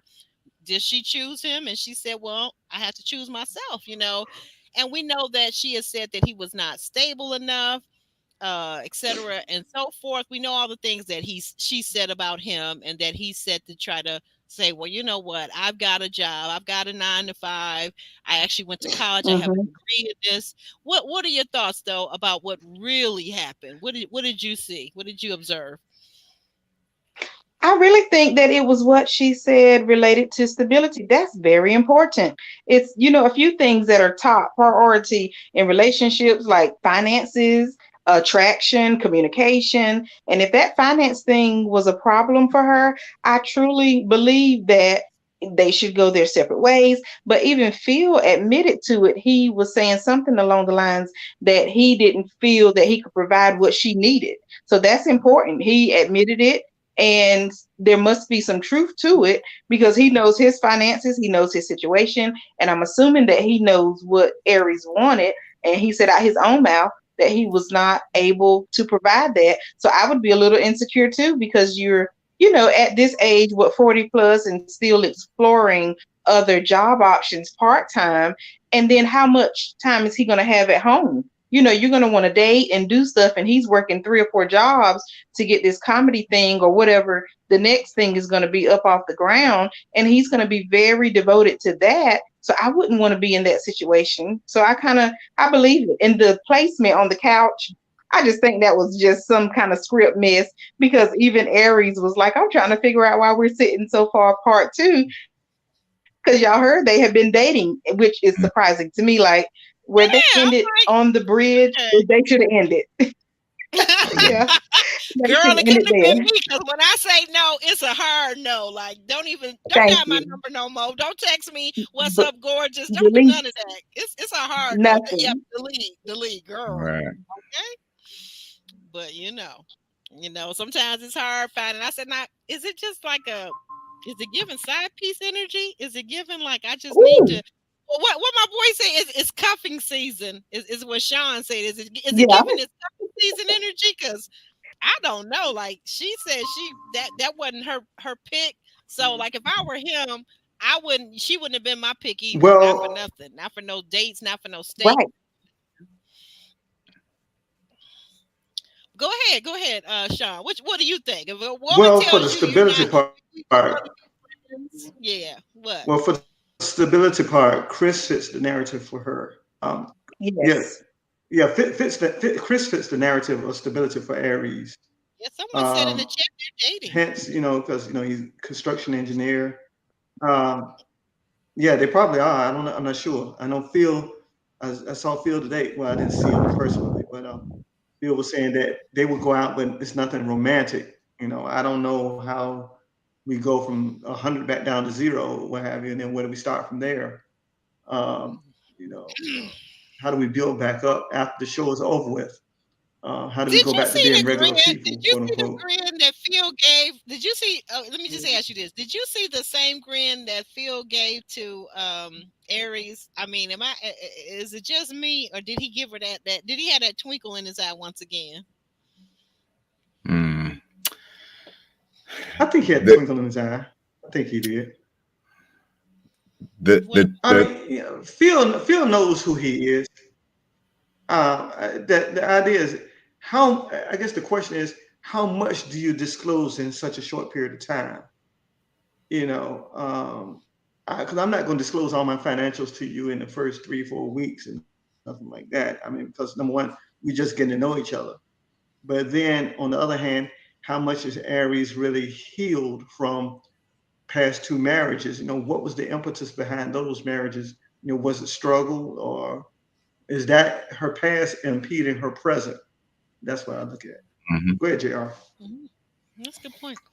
Yeah, like I think they were pretty clear. Like the attraction and the chemistry that was there, but Mm-hmm. the stability, she's saying at this stage in her life, at this season in her life, she doesn't have it in her to be supporting all these different ventures that he might want to do.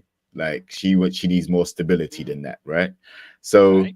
and he accepted that because even though he does have a job, he is a salaried employee. Yeah, he has other hobbies or slash interests that he would pursue just in his personal time. And so it's a difference there, and she's entitled to say, look, you know what, I just want you to have a regular job. I don't want you to have other outside interests. I'm looking for a man who has a stable job and he's all into me. That's what I'm looking for. She's entitled to want that.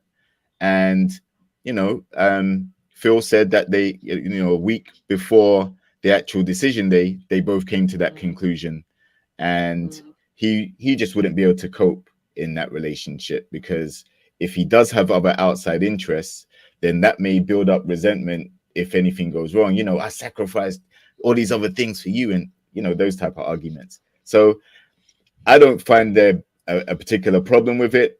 And as I say, the attraction wasn't the problem. He was rubbing her feet. She was very open to kissing and embracing him. They Mm-hmm. both know they're on TV. They were booed up. They Mm-hmm. were coupled up. They've been on dates afterwards. So it's not about the attraction or the chemistry. It just simply means that the attraction and the chemistry are not enough to Mm-mm. offset the concerns about the instability. Right. They're not Yeah. aligned. Exactly. That's a very good point. And I think she's very mature and he's very mature to acknowledge that and accept that, because otherwise, your feelings and your emotions about I'm attracted to this person and we look good together, that and a dollar won't buy you a cup of coffee here in America. So no way, no how. Kimberly, anything you want to say to wrap it up before? I know you have a very Yeah. pressing. And by the way, it's Kimberly's mom's birthday, and we're gonna say Yay. happy birthday to Kimberly's mom. Thank Yay! you. Thank you. She Happy appreciates it. birthday. Yes, indeed. I just think, we're at the end. Oh my goodness. Finally here. And it's just sad that, we were at this part. And I just hope that people will learn though. I want to know, what have they learned? I still want to know who's single, who's dating, because we didn't really get much of that from this reunion. So I felt like a lot was cut out. But it was an okay season. It Yeah. Do was. you to your point about that before you go, Kimberly? Tell me this: do you feel like production spent too much time showing us the clips of what had happened? I mean, I know they have to kind of set up the scene a little bit, but I felt Hmm. like there should have been more serious questions asked by Tommy and answered that would have given us the explanation that we needed to get from point A to point Z. I agree. 100% too much time spent on the combative situation, the do you date white men thing, the accession with Janelle, just too much time on stuff we've already talked about. It's just like move on and get to the meat of the thing. What are y'all doing now? What have you learned? What's life like now from since the process? Who are you dating? We didn't get it. Yeah. That, No, we didn't. that's probably because there was nothing to get. Like, True. Marvin found a relationship 1 week after Right? being eliminated, and he's still in that relationship now by all accounts. Yeah. But Hmm. other than that, everyone's just loosely dating because of their shared experience on the show or hanging out together. Yeah. But like it's really, I won't say disappointing, but it's kind of like we just watched 12, 13 weeks Right. and there isn't any viable Was connection to show. But what I will say Mhm. also is kudos to Aries and Phil for not having any beef or animosity on the yes. stage. They were respectful. You can tell they Yeah. both like each other. So, at least they parted ways in a good spirit. Yeah. Absolutely. I mean, I mean, I think with Tequila was maturity, very disrespectful to him. Yes, she was very disrespectful. very disrespectful. Very disrespectful. Okay, so we're gonna move on to let maybe we can get Kimberly's real quick opinion on this because speaking of Kiera and the whole and I know Kimberly says we've talked How about black it is before, black. but Kiera uh she's got her Dallas Cowboy ways and her cheerleading ways, and while she doesn't want to be prejudged, she sure didn't mind doing it to Quentin. So I see Exactly. this theme over and over again with this cast. Not Yes. every single one, but many of them don't like to be treated a certain way, but they don't mind how or care how they treat other people. So it's really odd to me. What are your thoughts about specifically about Kiera and her conversation with Marie? Was he too hard on her? It was just her trying to still clean up the mess that she made and just whatever she said about the comment. Then she tried to backtrack and was like, well, it's the Latino women. So I just don't know what to say about her. She was just trying to play cleanup. She didn't have a connection. You saw how she was there with Red. And I'm like, Red of all people, why would she even, I think she was rubbing his head or something. I can't remember. But no, it was a mess. She's just trying to clean up her narrative because she said what she said, and it was very nice of Marie though to give her apology. It was heartfelt, for the most part, but it just doesn't seem like it was greatly received. And she did tear up, and I think that she just, genuinely wanted to be seen in a different light, and she just did not get it. Mm. Yeah, yeah. I struggle with Kiera. She's for me problematic, and this whole idea of am I black enough? Am I too black? That only works if you put blackness inside of a box. And since the black that I am and the black that I know, the black culture, the black history, the black community is so wide and grand, everything from creating the Three Musketeers to the super soaker. The engineer just celebrated his 74th birthday. And he's a NASA engineer. Okay. So, like, there is no box you can put blackness in. Blackness has been since the Right. beginning of time, and blackness will be till the end of time. So, like, that's kind of like almost like trying to put God in a box. You can't put blackness in a Mm-hmm. box. What is black enough? Impossible. Impossible. Well, I think the idea is that which they did not say, which would probably have been another triggering word. They probably were thinking that Kira is the quote unquote valley girl. You know, she's like Yeah. the Stacey Dash of the show Clueless, if you remember Clueless. Yes, I Um, do remember that. Yeah. and I think Maury, I don't know what the his platform of Pan Africanism is, but he might be trying to be another Doctor quote unquote Umar Johnson. I don't know. That could be. Yeah. Could Do you very agree, well be that. Sean, could I jump in here? Do you agree when he made the comment? And I thought this was important and relevant that he said that he didn't want to take her to the places and make her feel uncomfortable because, and here's the thing, let's back up. In the ladies' lounge, Kara has said that some things were too black for, or I'm sorry, maybe it was with Marie. She said these are too black for me. That's too black for Mm-hmm. me. Yep. That was a common thing. So if somebody tells me this and I'm a black history person or I'm a black community activist and that's what I do, I go hard for my people, then why would I try to insert you into my life when you want to just be, like very corporate and very color neutral? And that's fine. That's fine. But you and I don't really align, do we? Mm. Mm-mm. No. I mean, the whole idea is that that was my field of study in graduate school, African American history. Oh However, I am no Pan Africanist, and I don't blame. I don't blame. Because I've been teaching history now for the last 27 years. okay. So and talking about people of the diaspora, but I don't Ah, blame all our problems as Black people on white supremacy. Because I think a okay. lot of things we do shoot ourselves in the foot, per se. And I think that's the whole argument with today's Pan Africanists. If you listen to Umar Johnson and others, that everything ties down to white supremacy, and it doesn't. and it doesn't really. There's nothing wrong with having pride in your race as to who you are and where you come from. But and then some people just take it to the extreme, you know, what have you. So I don't know whether I don't know how Kira would have fit into that narrative, you know, because I think Kira's in real estate or something like that. So, you know, I'm sure she's got white clients and black clients alike, and all other persons are clients, what have Mm-hmm. you. So I don't know how she would have fit that into that narrative with Marie per se. Mm, mm. I Well, Go ahead. Yeah.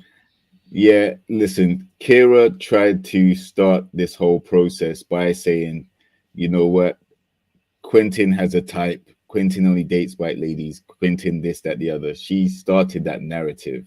She did. And then the mirror got shone back on her, you know, because she was the one that made these type of comments about not being comfortable in black spaces. And I'm not going to go and march and I'm not going to do all of that. You know, she was saying those type of things. She did. So, Right. right. And then, so Morier, obviously his experience of her, he was like, nah, like, you know, she definitely wouldn't feel comfortable being around spaces that he frequents quite a lot. So that's automatically a reason why he wouldn't be interested in her. So Kira started the ball rolling, and and that's why Janelle challenged her as well. She said, "You tried to throw Q under the bus for saying that he only dates a different ethnicity, when in reality he doesn't." That's why, you know, Janelle's living proof. She's trying to say, "Look, I'm living proof. He's interested in me, and you know, you tried to create a narrative that was false. So own it." Um, and Kira couldn't clap back to that. So the fact of the matter is, she tried to play a game and it backfired in her face big time. And now she's on the receiving It's end of how true. it feels to be prejudged. She doesn't like it. So if you don't like it being done to you, don't do it to other people. Don't throw Yeah. stones if you live in a glass house. Yeah. Yeah. I And, get and the I think what I go ahead, go ahead. No, I was just looking at the I chat. The think what chat is mhm, okay. go ahead. Go on.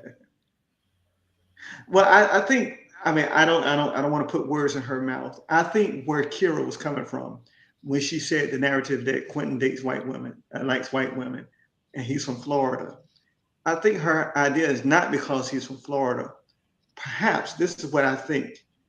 Uh, Kira was a cheerleader, okay, and very rarely here in American football do you come across a scholar athlete. Very rarely, okay. Mm, And say what Quentin now? went to very rarely do you come across a 4.0 athlete, basketball or football, okay, among us as black people. I'm not saying we don't. What happens at a lot of PWIs, what they would do is, you know, in order to keep the guys eligible, they would fix them up with a tutor, and Okay. and most of the time the tutor is going to be white, white, blonde or brunette, whatever. And so probably that's what she made that summary is that he likes white women, what have you, because he went to a PWI. He graduated from University of Central Florida, as he said, you know, and she's probably thinking, that, oh, he's an athlete. He probably struggled. He got into school because he played sports, and so in order to keep him eligible in the school, they had to fix him up with a white girl. And what happens, you know, when you even when you look at the NFL, the NBA, a lot of your black athletes use white women as a trophy, and so that's Yeah. probably where she was coming from. And that, you know what? See, you're talking about because there's people in the chat want to know why does she have to bring up race on the show? And you know that's been. By the way, if you can check out my channel shorts, I mean they're going at it Mm-hmm. on the Kira short that is up on my channel. I mean they're going at it. Lots of good Mm-hmm. conversation. And I just say that black people are not a monolith. But to your point, more directly, Sean, you bring up a very excellent point. That is the uncomfortable truth. Uh, there is a lot of what you're saying that is so true, whether it's tutoring or I will say this, like in my past, the ball player that I dated, there is a situation where a lot of the team owners, the general managers. So these guys are making millions and millions of dollars playing pro basketball, for example. What they're going to do is send their nieces, their daughters, after these guys that are millionaires. Cleat And chasers. Yeah. that's it, and that's what it is. And that's an Yeah. uncomfortable truth. And to your point, though, too, a lot of black men feel like this is the creme de la creme to date or marry a Caucasian woman. Yeah. I had to think about just one point real quick for our audience. Sean, when you said PWI, it took me a moment to figure out what the PWI acronym stood for. Predominantly white institution. Is that correct? Okay. Yes. Just wanted to Yes. be clear. Because not everybody knows that. Okay, dear. All right. Yeah. True. True. JR, you're about to say? Yeah. Like, listen, the overwhelming problem that Kira seems to have is that once she was labeled as somewhat of a I won't say a colorist, but there's some type of insecurity there. Like she couldn't shake it off and she couldn't forget it, right? And if she felt like people were holding it against her. But again, this is what she did. And, you know, this all started from her looking at Q's Instagram and seeing all these white ladies on his page. They were his clients. And she automatically presumed that they were his girlfriends and stuff. You know, so that's where all of this started from. And then she's gone on to, you know, try and throw him under the bus in the ladies' lounge. And then that's when Janelle was like, no, that's not true. And that got Janelle's back up. So that's why Janelle's been going in on her so hard, because Kira really did an underhanded thing by really prejudging someone and trying to vote them off because of it. She didn't take the time to get to know him well enough. If she did, she would have realized that his preference isn't that. He said quite openly that he does it. That's not even his preference. Why would he be with Janelle? What's non-melanated about Janelle? Nothing. No, that's true. So right, so that flies in the face of what Kira was trying to do. I think sometimes when there is a feeling of rejection from someone, you then try to concoct this narrative to try and get your own back, try and get payback, and it didn't work. And you know, Morier being as Pan-African, pro-black as he says he is, he took offense to that to a degree and said, "Nah, you're not for me either." And she didn't like being held to that level of judgment. Oh, just because I said this, or just because doesn't mean that I, you know, no, it does. You shouldn't have said it in the first place, because you're obviously someone that takes the criticism about that very seriously. So you know what it can do to someone. The best thing to do was to not have tried that. Like if you're not feeling someone on the show, i.e. you're not feeling Quentin, or you don't like the way he's made you feel like you're not going to be in the top of his pecking order, don't do underhanded things to try and create a narrative to try and get him off. That was kind of vindictive. You know, and somebody's saying here, well, Quentin played college football. It's the same thing. College football is a microcosm of professional football. In case you know not familiar, it's the same thing, especially if you're playing at a predominantly white institution and not a HBCU, right? It's the same power dynamic. Okay. So my thing is that perhaps with Kira, maybe what she's showing some projection and some traumatization from is that, as having been a Dallas Cowboy cheerleader, is that what she observed was those professional athletes dating predominantly and marrying predominantly Caucasian women. And that happens. That's the reality. Yeah, that could be very true, but that's yeah. But think about it, even before that, she was a college cheerleader. You know, she went to LSU, Louisiana State University. You know, so, yeah, that's right. Yeah, so you know, I mean, you see it on the college level, then you see it on the next level at the pro. You know, and sometimes some guys, hey, look, I mean, I ain't gonna be sitting there struggling with this sister. I'm gonna get quote unquote Becky over here to help me out, and she's gonna do my papers. She's gonna do my papers for me. You know. She gonna keep me, and not all of our brothers are not the same. I'm not going to overgeneralize, but there are a lot of brothers that cannot put a sentence together. And if it was not for football or basketball, we would not be in those spaces. you know. And of course, we understand that we're the drawing card for a lot of those schools because it's the alumni that hire and fire the coach, and it's the players that you recruit that basically put the butts in the seats, you know, in the stands. And so Yeah. so the idea Right. is that I'm But going to it's do that whatever I black can to keep skin. Sean eligible. Mm-hmm. Right. Hey, Yeah, but listen, let me say this though. But it's that black skin that keeps the dollars coming in too. Let's be real that's about Exactly. it. it. That's Exactly. it. It Listen, if you're talking about being an athlete, then that's one of the gifts that, um, our people are Yeah, exceptional at producing. And yeah, sometimes that's to the detriment of the academic side when it comes to us yeah. men, right?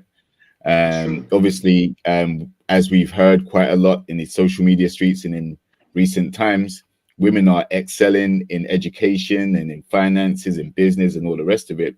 And guys tend to be able to fall back on a high level of athleticism, uh, even though they are required to have a certain level of education. Um, but they get tutors, they get help, or they get assistance to bump up the grade in order to move to that next level and earn dollars for that franchise. And That's it. that's happened over time, and that will continue to happen, because the athletes are what puts the bums in the seats, like you said, Aubrey. Like, people turn on their TV, they want to see Hmm. the fastest running back. They want to see the highest vertical leap. They want to Yep. see the Mm, Showtime dunks. They want to see the alley oops. They want to. That's what generates the entertainment level and increases it and keeps participation there and keeps ticket sales going. So you can't. You're gonna have a mixture of both. You're gonna have athletes who don't necessarily have everything going for them education wise because they're not academic, they're more athletic. And then you're going to have a section of people who are more academic than athletic, and they're not going to excel in an athlete in an athletic setting. yeah, that's a very good point. Yeah. He I, wants to say that I I mean, would because definitely if you remember a few years.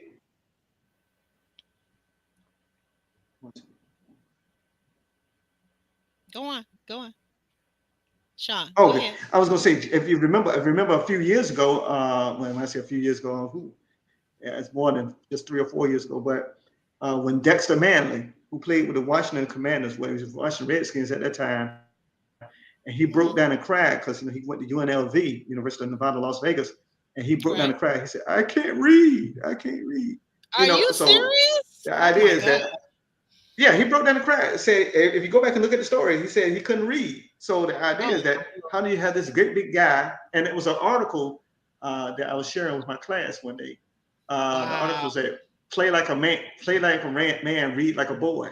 Because a lot of those guys are basically Ooh. functionally illiterate. A lot Well, of those he guys are is. If you functionally can't illiterate. read, like my kids Yeah, were reading yeah. at 3. But Right. okay. Yeah. And so, the idea is that, like Dr. Jawanza Kunjufu said, he said, whatever you practice the most, that's what you become the best at. So if I'm Hmm. practicing running the ball, if I'm practicing throwing the ball, if I'm practicing catching the ball, and I'm not worried about hitting the books, hey, I'm gonna get into school based on my athletics. I ain't gotta worry about my academics because somebody else gonna get me there. So I know I'm gonna go first round. You know, that's why a lot of those Yeah, but guys you jump know who I ship have to after blame? that 1 year. Yeah, you know who I have to blame Parents, this on? yeah. No, it's not a white person. I'm gonna blame this on unless his Who's that? parents that raised him are Caucasian. I blame it on his parents. I'm sorry. Like you have to take responsibility for your Yeah, kids' yeah. education. I'm sorry. I don't Of course. understand that. I don't understand it. It's You like I don't do. understand people that spend thousands of Yeah. dollars for prom situation and then they have no money set aside for their kids to go to college afterwards. They have no plans for what their kids are going to do when they graduate high school. I, oh my God. You got to be Right. kidding me. But the Well, thing is, I mean, yeah. Go ahead, Jr. yeah, go ahead. Go Hey, ahead, Sean. Sean. Oh, well, the idea is that I know this podcast is not about that, but I'm trying to make sense of why I think Kira said what she said, because she probably went to school on a full ride academic scholarship. I'm thinking, okay, Most of the Or a schools you gotta cheerleading have some scholarship or both. Yeah, that's very cheerleader possible. scholarship. Yeah, most of the schools you got to have some skin in the game to get into the school. You know, it's not like, Correct. say for instance, where I went to Correct. undergrad. Where I went to undergrad, you could get in with a 1.5. You couldn't graduate with a 1.5, but you Where could did you get in go with to one at one undergraduate time. school, dear? I graduated from the Norfolk State University, gold, the green Okay, and gold. okay, I'm Right, familiar. I'm familiar. My but daughter yeah, lives down in okay. Norfolk. Okay, I got you. Okay. So, but the idea is you can't graduate with that. So the No, idea is that it's not like that versus Harvard. You know, when you're right. talking We're about gonna Harvard bring you or in, Duke, and then you're gonna learn while you're here. I get it. They're opening up that's it. the halls of higher education so that our people can succeed. I get it. I get it. I get it. Yeah. But even at See, that, the point of the because matter is, if you're at a entering lot of into at our that, HBCUs, there's a hand holding. hmm say again.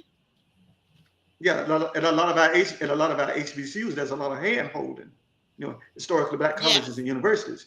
Now there are a few yes, that don't hold your hand, but most of them we're gonna treat you like a family. You know, we're gonna make sure yes, you're gonna develop kinfolk that you never knew you had, what have you. You're gonna meet people from the United States and abroad, what have you.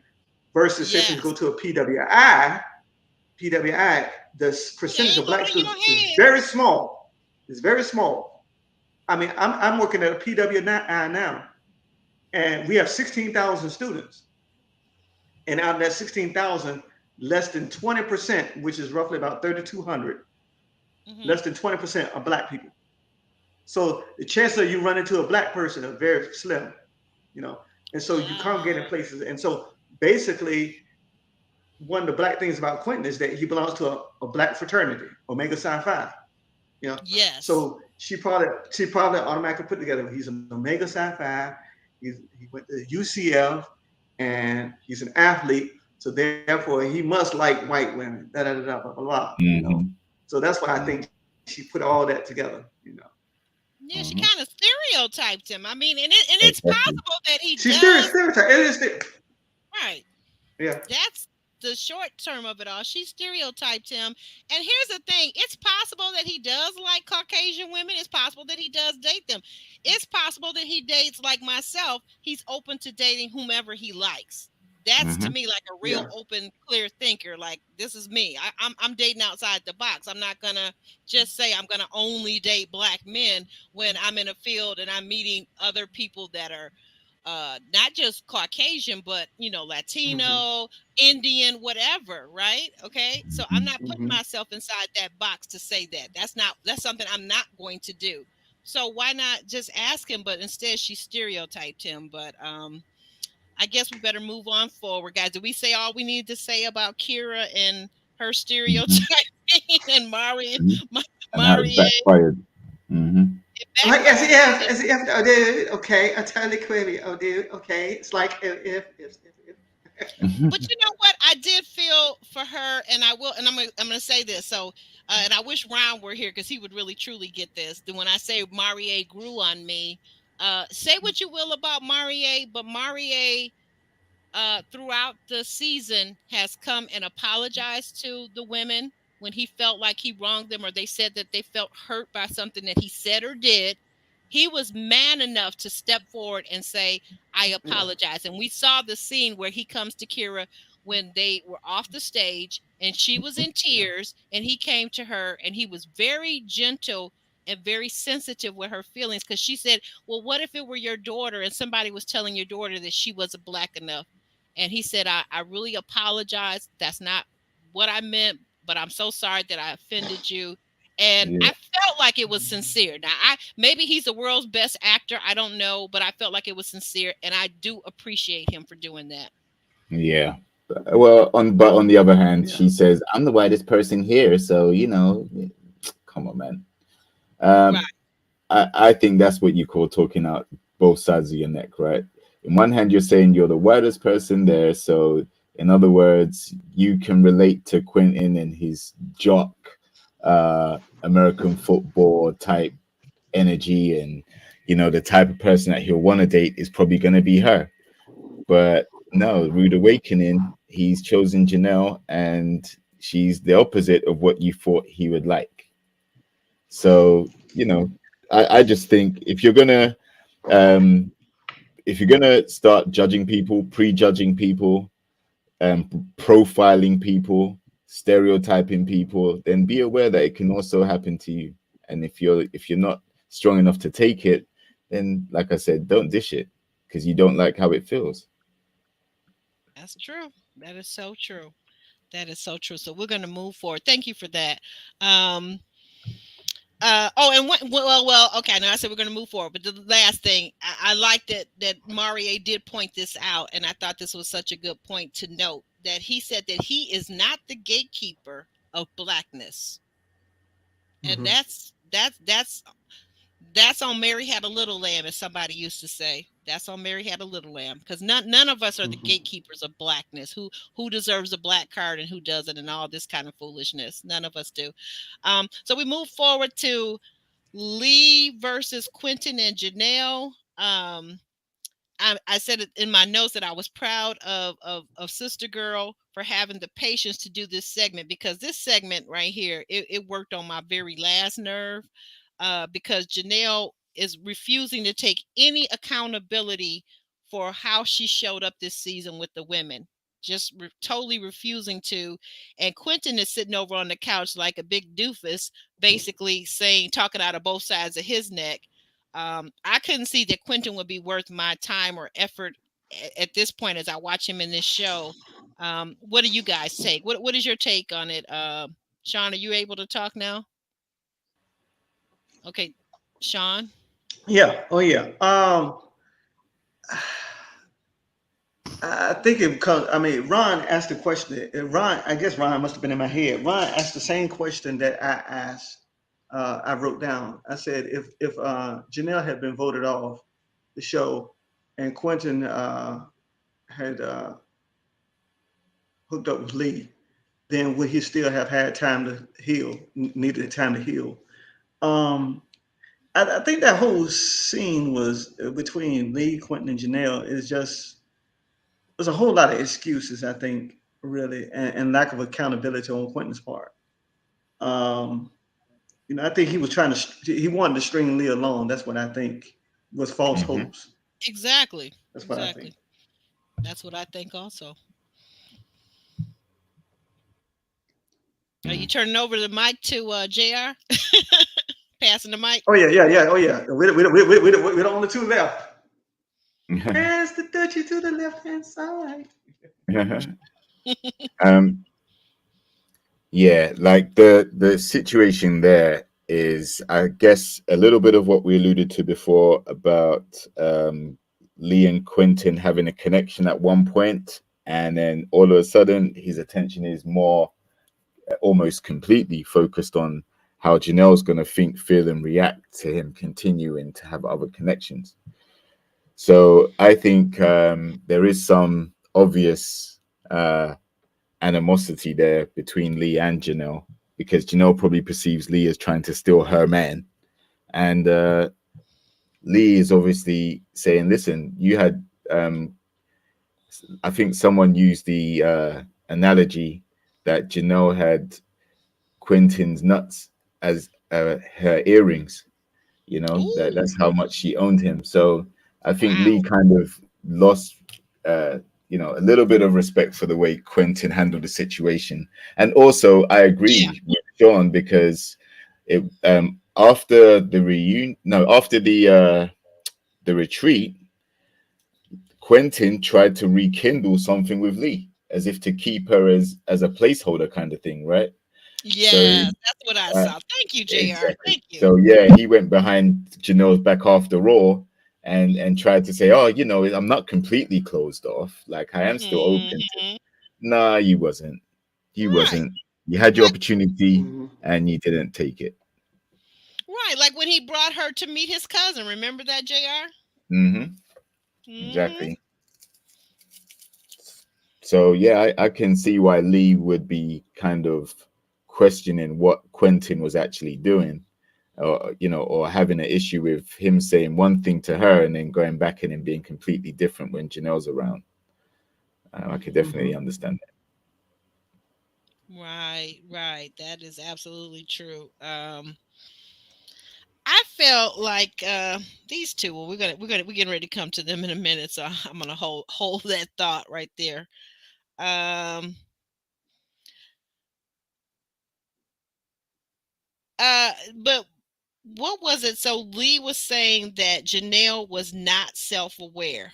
I felt like it was actually both Janelle and Quentin. Am I seeing something that no one else is seeing? You guys, what do you think about Janelle? Does she lack I see what you say. self-awareness? She definitely does. What about Definitely does. what about Quentin, or is he just a LIAR? I think Quentin is LAYER. definitely. I don't know.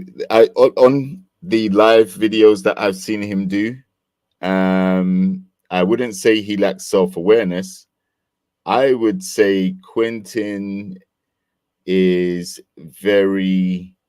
Um, I don't even want to use this word because it will be very disrespectful, and I'm trying to think of another word, but I think he's very soft in a way.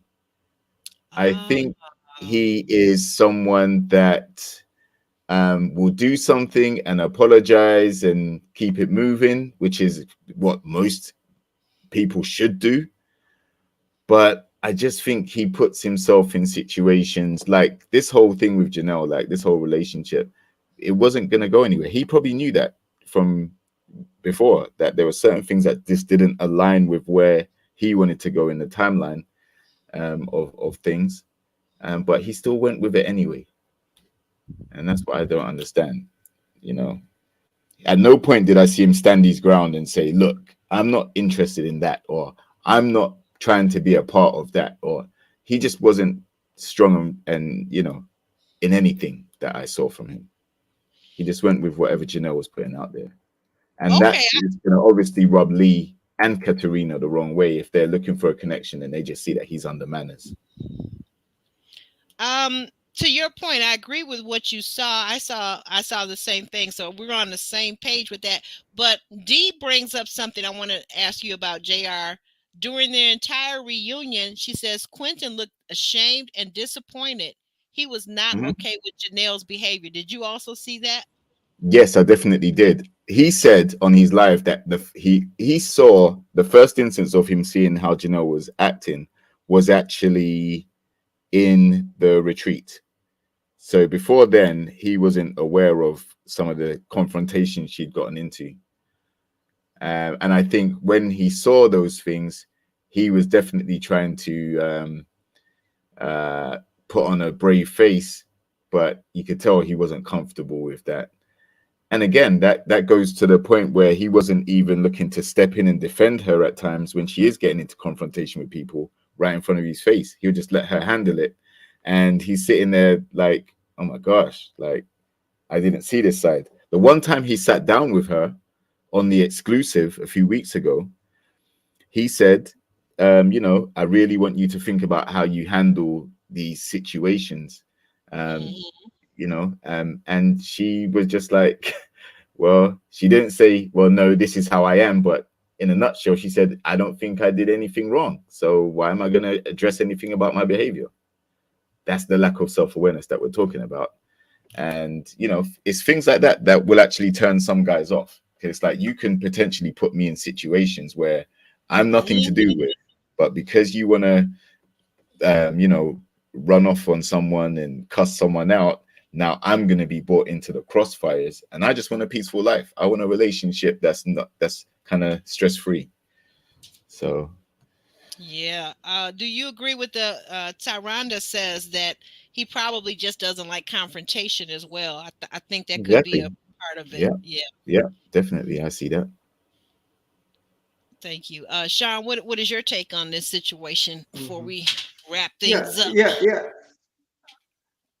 I mean, You guys, I don't want any kind of woman that I gotta always try to fight. I don't want Mhm. any woman that I got to try to always fight. What's that movie? The Five Heartbeats. Every night I got to defend. I got to find my woman. I got to fight for my woman. No, I don't want to have to. I don't want to have to fight for her all the time. Now, if you do something to it and insult her honor, then so be it. But if she's always popping off, and then I got to Right. come and clean up when she messed up, then we got a problem there. Yeah. Yeah. It's a difference between Yeah, some random guy offending your woman yeah. while you're out versus your Mm-hmm. woman just likes to pop off at the mouth, has a slick tongue, Hmm. and wants to say Mm-hmm. whatever she wants to say to whomever, no matter how big or small or just Mm-hmm. whoever they are, just disrespecting people in general. You're going There's to a be big walking behind there putting out fires all the time. You know, And then, yeah. it's, and it's then, of course, back to what we talked about at the top of our discussion. Some Mhm. women will do that to test you, see how loyal you are to them. Some women. Ooh, mm, I hmm hadn't thought I of want that, to but see. I guess that. I want to see if he's gonna fight for me. I want to see if he's gonna fight for me. hmm Okay. Hmm. I know we all saw. We all saw it. We all saw it. Okay. Depends on your perspective. He hmm switched character role when he looked at his wife. When Will Smith looked at Jada Pinkett Smith after Chris Rock made that statement, Chris, Will Smith was laughing at first. Then he looked over at Jada. She was like, "Get him. You better stop laughing." And automatically he pulled his coat together and he walked up there on Chris Rock and slapped him. Yeah. I You hope we remember don't get that? I Because hope we don't. Yeah, I do, he but was just be careful what you say on YouTube. They don't like oh certain yeah, words like SLAP. allegedly he assaulted. Okay, Yeah. because Yeah. But I mean right. he switched roles. He switched roles. I mean, 'cause he was laughing at the joke at first, He was. I but saw that. then You're right. He was chuckling. Yeah. when he looked when he looked at her, she was like laughing. You know, so some women will put a man in a position like, okay, I'm gonna test to see how far is he gonna go for me. mm. I'm gonna start something just to see it. I mean, now I know that's a bad way to be in position to be in, because I don't want to be put in that position. Number one, because I don't fight. I'm too old to be fighting now. I don't want to be fighting. Never had a criminal record. Nothing. Don't There's want one. right, right. There's so much You about. It's know. funny you would bring that up about Jada and Will because there's so much about that night in Chris Rock. There's so much about that night that I feel is layered into. Once again, if people don't want to talk about it, it may be uncomfortable. But there's a lot in that joke that's layered into our history, and it is layered into race because I thought about when he made that joke, Chris Rock. Why was it that right Yeah. before that he was talking about a Hispanic lady and the type of joke that he gave for her was much softer. So let's go back to Nigerian Chris and talking about soft. Black men sometimes want black women to talk to them softly, but you also have to recognize that how you treat us in public or disrespect us or joke, i.e., joke about us. Like, so talking about a black woman's hair and her head. Hold on, let me finish my train of thought. Talking about a black woman's hair, her head, how her hair grows or doesn't grow, that is kind of part of Mhm. part and parcel of race. Okay.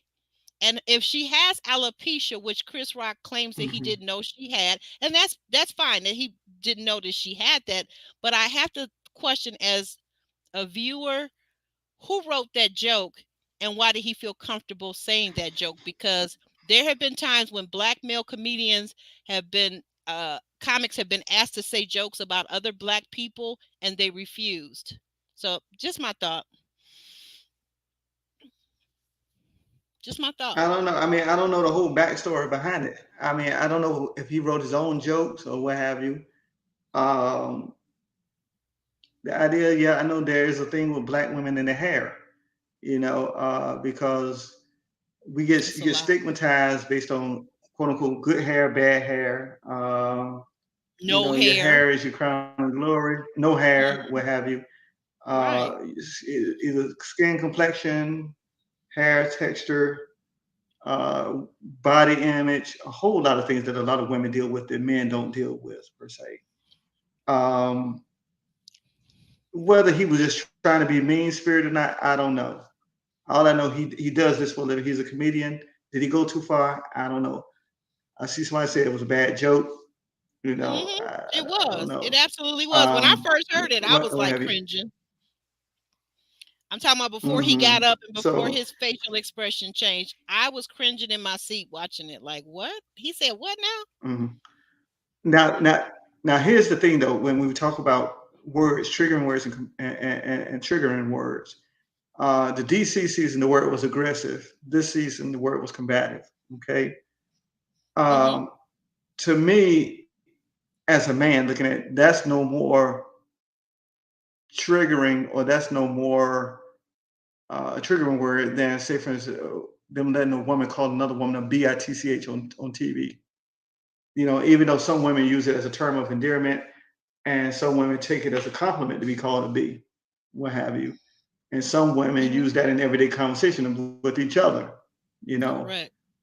it's almost the N word. And I don't let anybody call me the N word, Ooh, or who you however you telling? want to pronounce it. I don't let Mm-hmm. anybody call me that, white, black, or indifferent, whoever you may be, because I'm not, I'm not, I'm not, I'm Virtual not too, fist, and I don't even virtual like, fist bump, I don't even, Sean. I don't even, Virtual fist bump.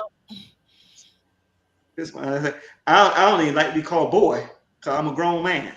So, There you so the go. idea is that when Tommy should, Tommy let that slide when Jessica said, I know we're not on that segment, but when Jessica said that I don't hang with bees like you anyway, Oh yeah. and Oh she said, yeah. well, Nasty. I'm not your sis. When she said, Katarina said, I'm not your sis. Well, that's right, because I don't hang with bees like y'all. But hey, why didn't you check her on that? You know, are we so immune to that word that we just let it slide off as a term of endearment, and that we just let this woman call another woman that, you know, even though we don't trim or call it a trigger word, but when are we That's going an to excellent dismiss that point. from our vocabulary? That's an That's just excellent me. point. Tommy never did check her on that. He didn't. But there's a lot of things if we were to go over things that were left unchecked on the show on He this never did check. reunion. He just let slide right on by. He just Mhm. let Right, it slide right on right. by, But then, like some people in the chat like have she didn't pointed even out, say it. Tommy never did check Janelle either for some of the things that Nope, she said or not did. at all. Not at We, all. we would be we would have a long No, he list never if we did. were He never trying did to. check Janelle, because No, he never did. Go ahead. now do I completely defend Katarina? No, because when he said, well, you did call her out in her name first, right? He said, oops, okay, you know, kind of dismissive about it, oops, well, whatever. It's like almost like whatever, I said it, okay, so be it. But then, I mean, it's not about who called who for what first, but this is about, you're trying to create a civil platform, with one another.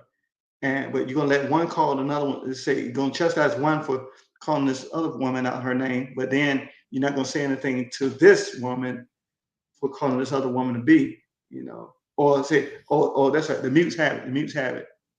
We said we're not a mute, we're not mutes, Yeah, go ahead and check that like button. Not to cut you off, Sean, but the chat has gone crazy. Then we have went from talking about this show, and they are now over to Love Is Blind, talking about Uche, the African. And, oh Lord, and Mm. like the video, like the video. Just like the video.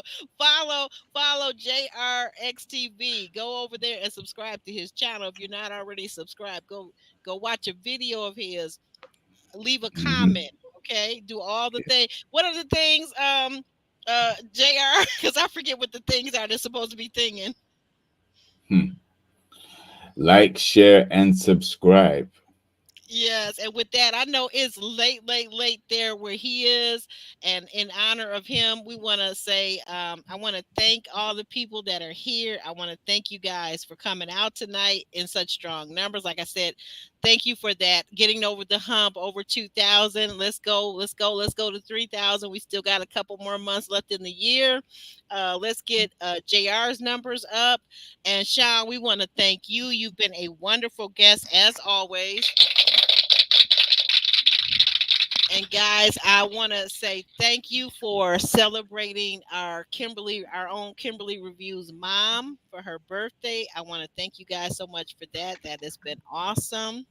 I'm on my wrong page here. I'm trying to get over to the comment, but thank you all anyway. I can't get to it quick enough. We're gonna slide on out of here because this girl is tired. I'm tired of these people. I'm glad I I will heard not, that. well, except for one or two, and I don't know yet. I haven't confirmed for sure, and so it's gonna be a surprise. But I'll be announcing hopefully later this week, which one of the cast members of Ready to Love Season 8 Dallas that will be coming and gracing our platform, and we'll be talking to you about what really happened, because there's always a story. There's always Hmm. he said, she said, right? So we're gonna find That's out, it. guys. Be sure to like the video, okay? Like the video, like the video. Um, What? JR, would you tell What? them? I'm sorry, Sean. Oh, I was just gonna say that. I mean, Confucius said, "A picture's worth a thousand words." That's what Confucius said, right? Mhm. Yes. The social distance between Maury and Jessica at the end. Mhm. Okay, we supposed to be together, right? Now, Mhm. to Yeah, me, it seemed like the that was. relationship was bigger than a $3 bill. Mhm. Well, you didn't get to calling them out. Yeah. I said, "Wow, really? Okay, all right." Oh, thank you. Our member Roro says she's rooting us on. She says 10,000 subscribers is right around the corner. Thank you, Roro. Yeah. Um, I don't know, guys. I think none of these people are together anymore. Not Jessica and Marie, and certainly not Quentin came on right after the show and told us that he was not with Janelle. So we already know that, right? Right, Jr. Yeah. Yeah. It's Yeah, game over for them. yeah. Yeah. I saw the But live. they seem, I saw it the seems to live be tape. Yeah. amicable though, because they have done lives together where she was going off on another rant about people being obsessed with her and things, and he was there, listening and co-signing and laughing and joking with her. So there's no beef there. Yeah, no, there doesn't seem to be any beef there yet. Although I did hear, not between those two, but I did hear someone saying, and I don't know because I don't pay that much attention, nor do I really care, that Jessica and Janelle are no longer follow each other over on Instagram. So I don't know if that's a Yeah. thing or not. Did you hear that, JR? Yeah. Yeah. I did hear that. They unfollowed each other, but we never know. They might Wait, have Jessica did unfollowed what? each other and still be talking of, Oh. you know, Right, still be right. talking of me. Yeah, it's just social media. I'm sorry, what were you gonna say, Sean? Too, you were gonna chime in. No, I was just asking what were you saying about Jessica and Mariette? That's all. Oh, Jessica and oh yeah, I shouldn't Oh. say that they're not together because actually, you know what? I haven't seen anything. JR, have you seen anything about Jessica and Marie specifically as to their relationship now? No, because there isn't anything to report. That there's nothing out there. The other, if they held hands or they had a kiss or they embraced, I'm sure everybody would have been posting it and talking about it. And finally, we've seen something. Nah, no one's seen anything. Hmm. Um, Tommy did say, so let's see in a year's time. I don't want to hear you guys are just dating. Listen, they're probably going to be even more estranged in a year's time. Let's be real. Hmm. So, I might have to go down to Dallas and get one of his wings. Some of his wings. There's one, mhm. not a six piece, not a five piece. What? I don't know. What I've been reading the reviews on his mobile food chicken truck and wings? his drunken What? wing, yeah, drunken wings and wings Oh, and things. drunken wings. So So is it yeah, like two I don't. thumbs up? Some people have given him fives, and then some people, I guess, when he was filming the show, maybe may have said that the ratings were a little bit lower. But I guess now he's got more time to devote to the show. Then probably he can step in with his customer service skills. Some people said that the wings didn't have the flavor like they thought they presented to be. So I don't know. I have to go down Well, there and check it out. Well, in honor of Nigerian Chris, I just had my first plate yesterday of what is it, Nigerian oxtails with plantain. Oh wow. And what is it, the what's the rice called, jollof rice. Jollof rice, not Wolof, jollof rice, jollof rice. Hmm. Yeah, and And couscous. Did you have plantain couscous? and couscous Oh, fufu. and sauteed vegetables. It was very good, very very good. I sucked the Oh, bones yeah. dry. But anyway, Oh, guys, we're gonna go ahead and get on out of here. We thank you so much, Sean, for being here. We thank you for well, thank being you, such Aubrey. a great Appreciate you. Thank you. guest. Yes, and we're gonna Thank you. slide, shimmy, and shake on out of here. Okay, guys, here we go. Say bye. Have a All nice right. evening, All people. right, bye. Take, All right, you too, All right, JR, I'm coming across the pond, man. I'm coming across the pond. yeah. Oh yeah, we got to connect then, bro. Let's Yeah, All right, and now. be ready to train too. Be ready to train, Sean. Bring your jogging clothes and your workout clothes. Okay. Mm-hmm. Sure will. All All right. right, guys. Night night. Later. Take care. Night.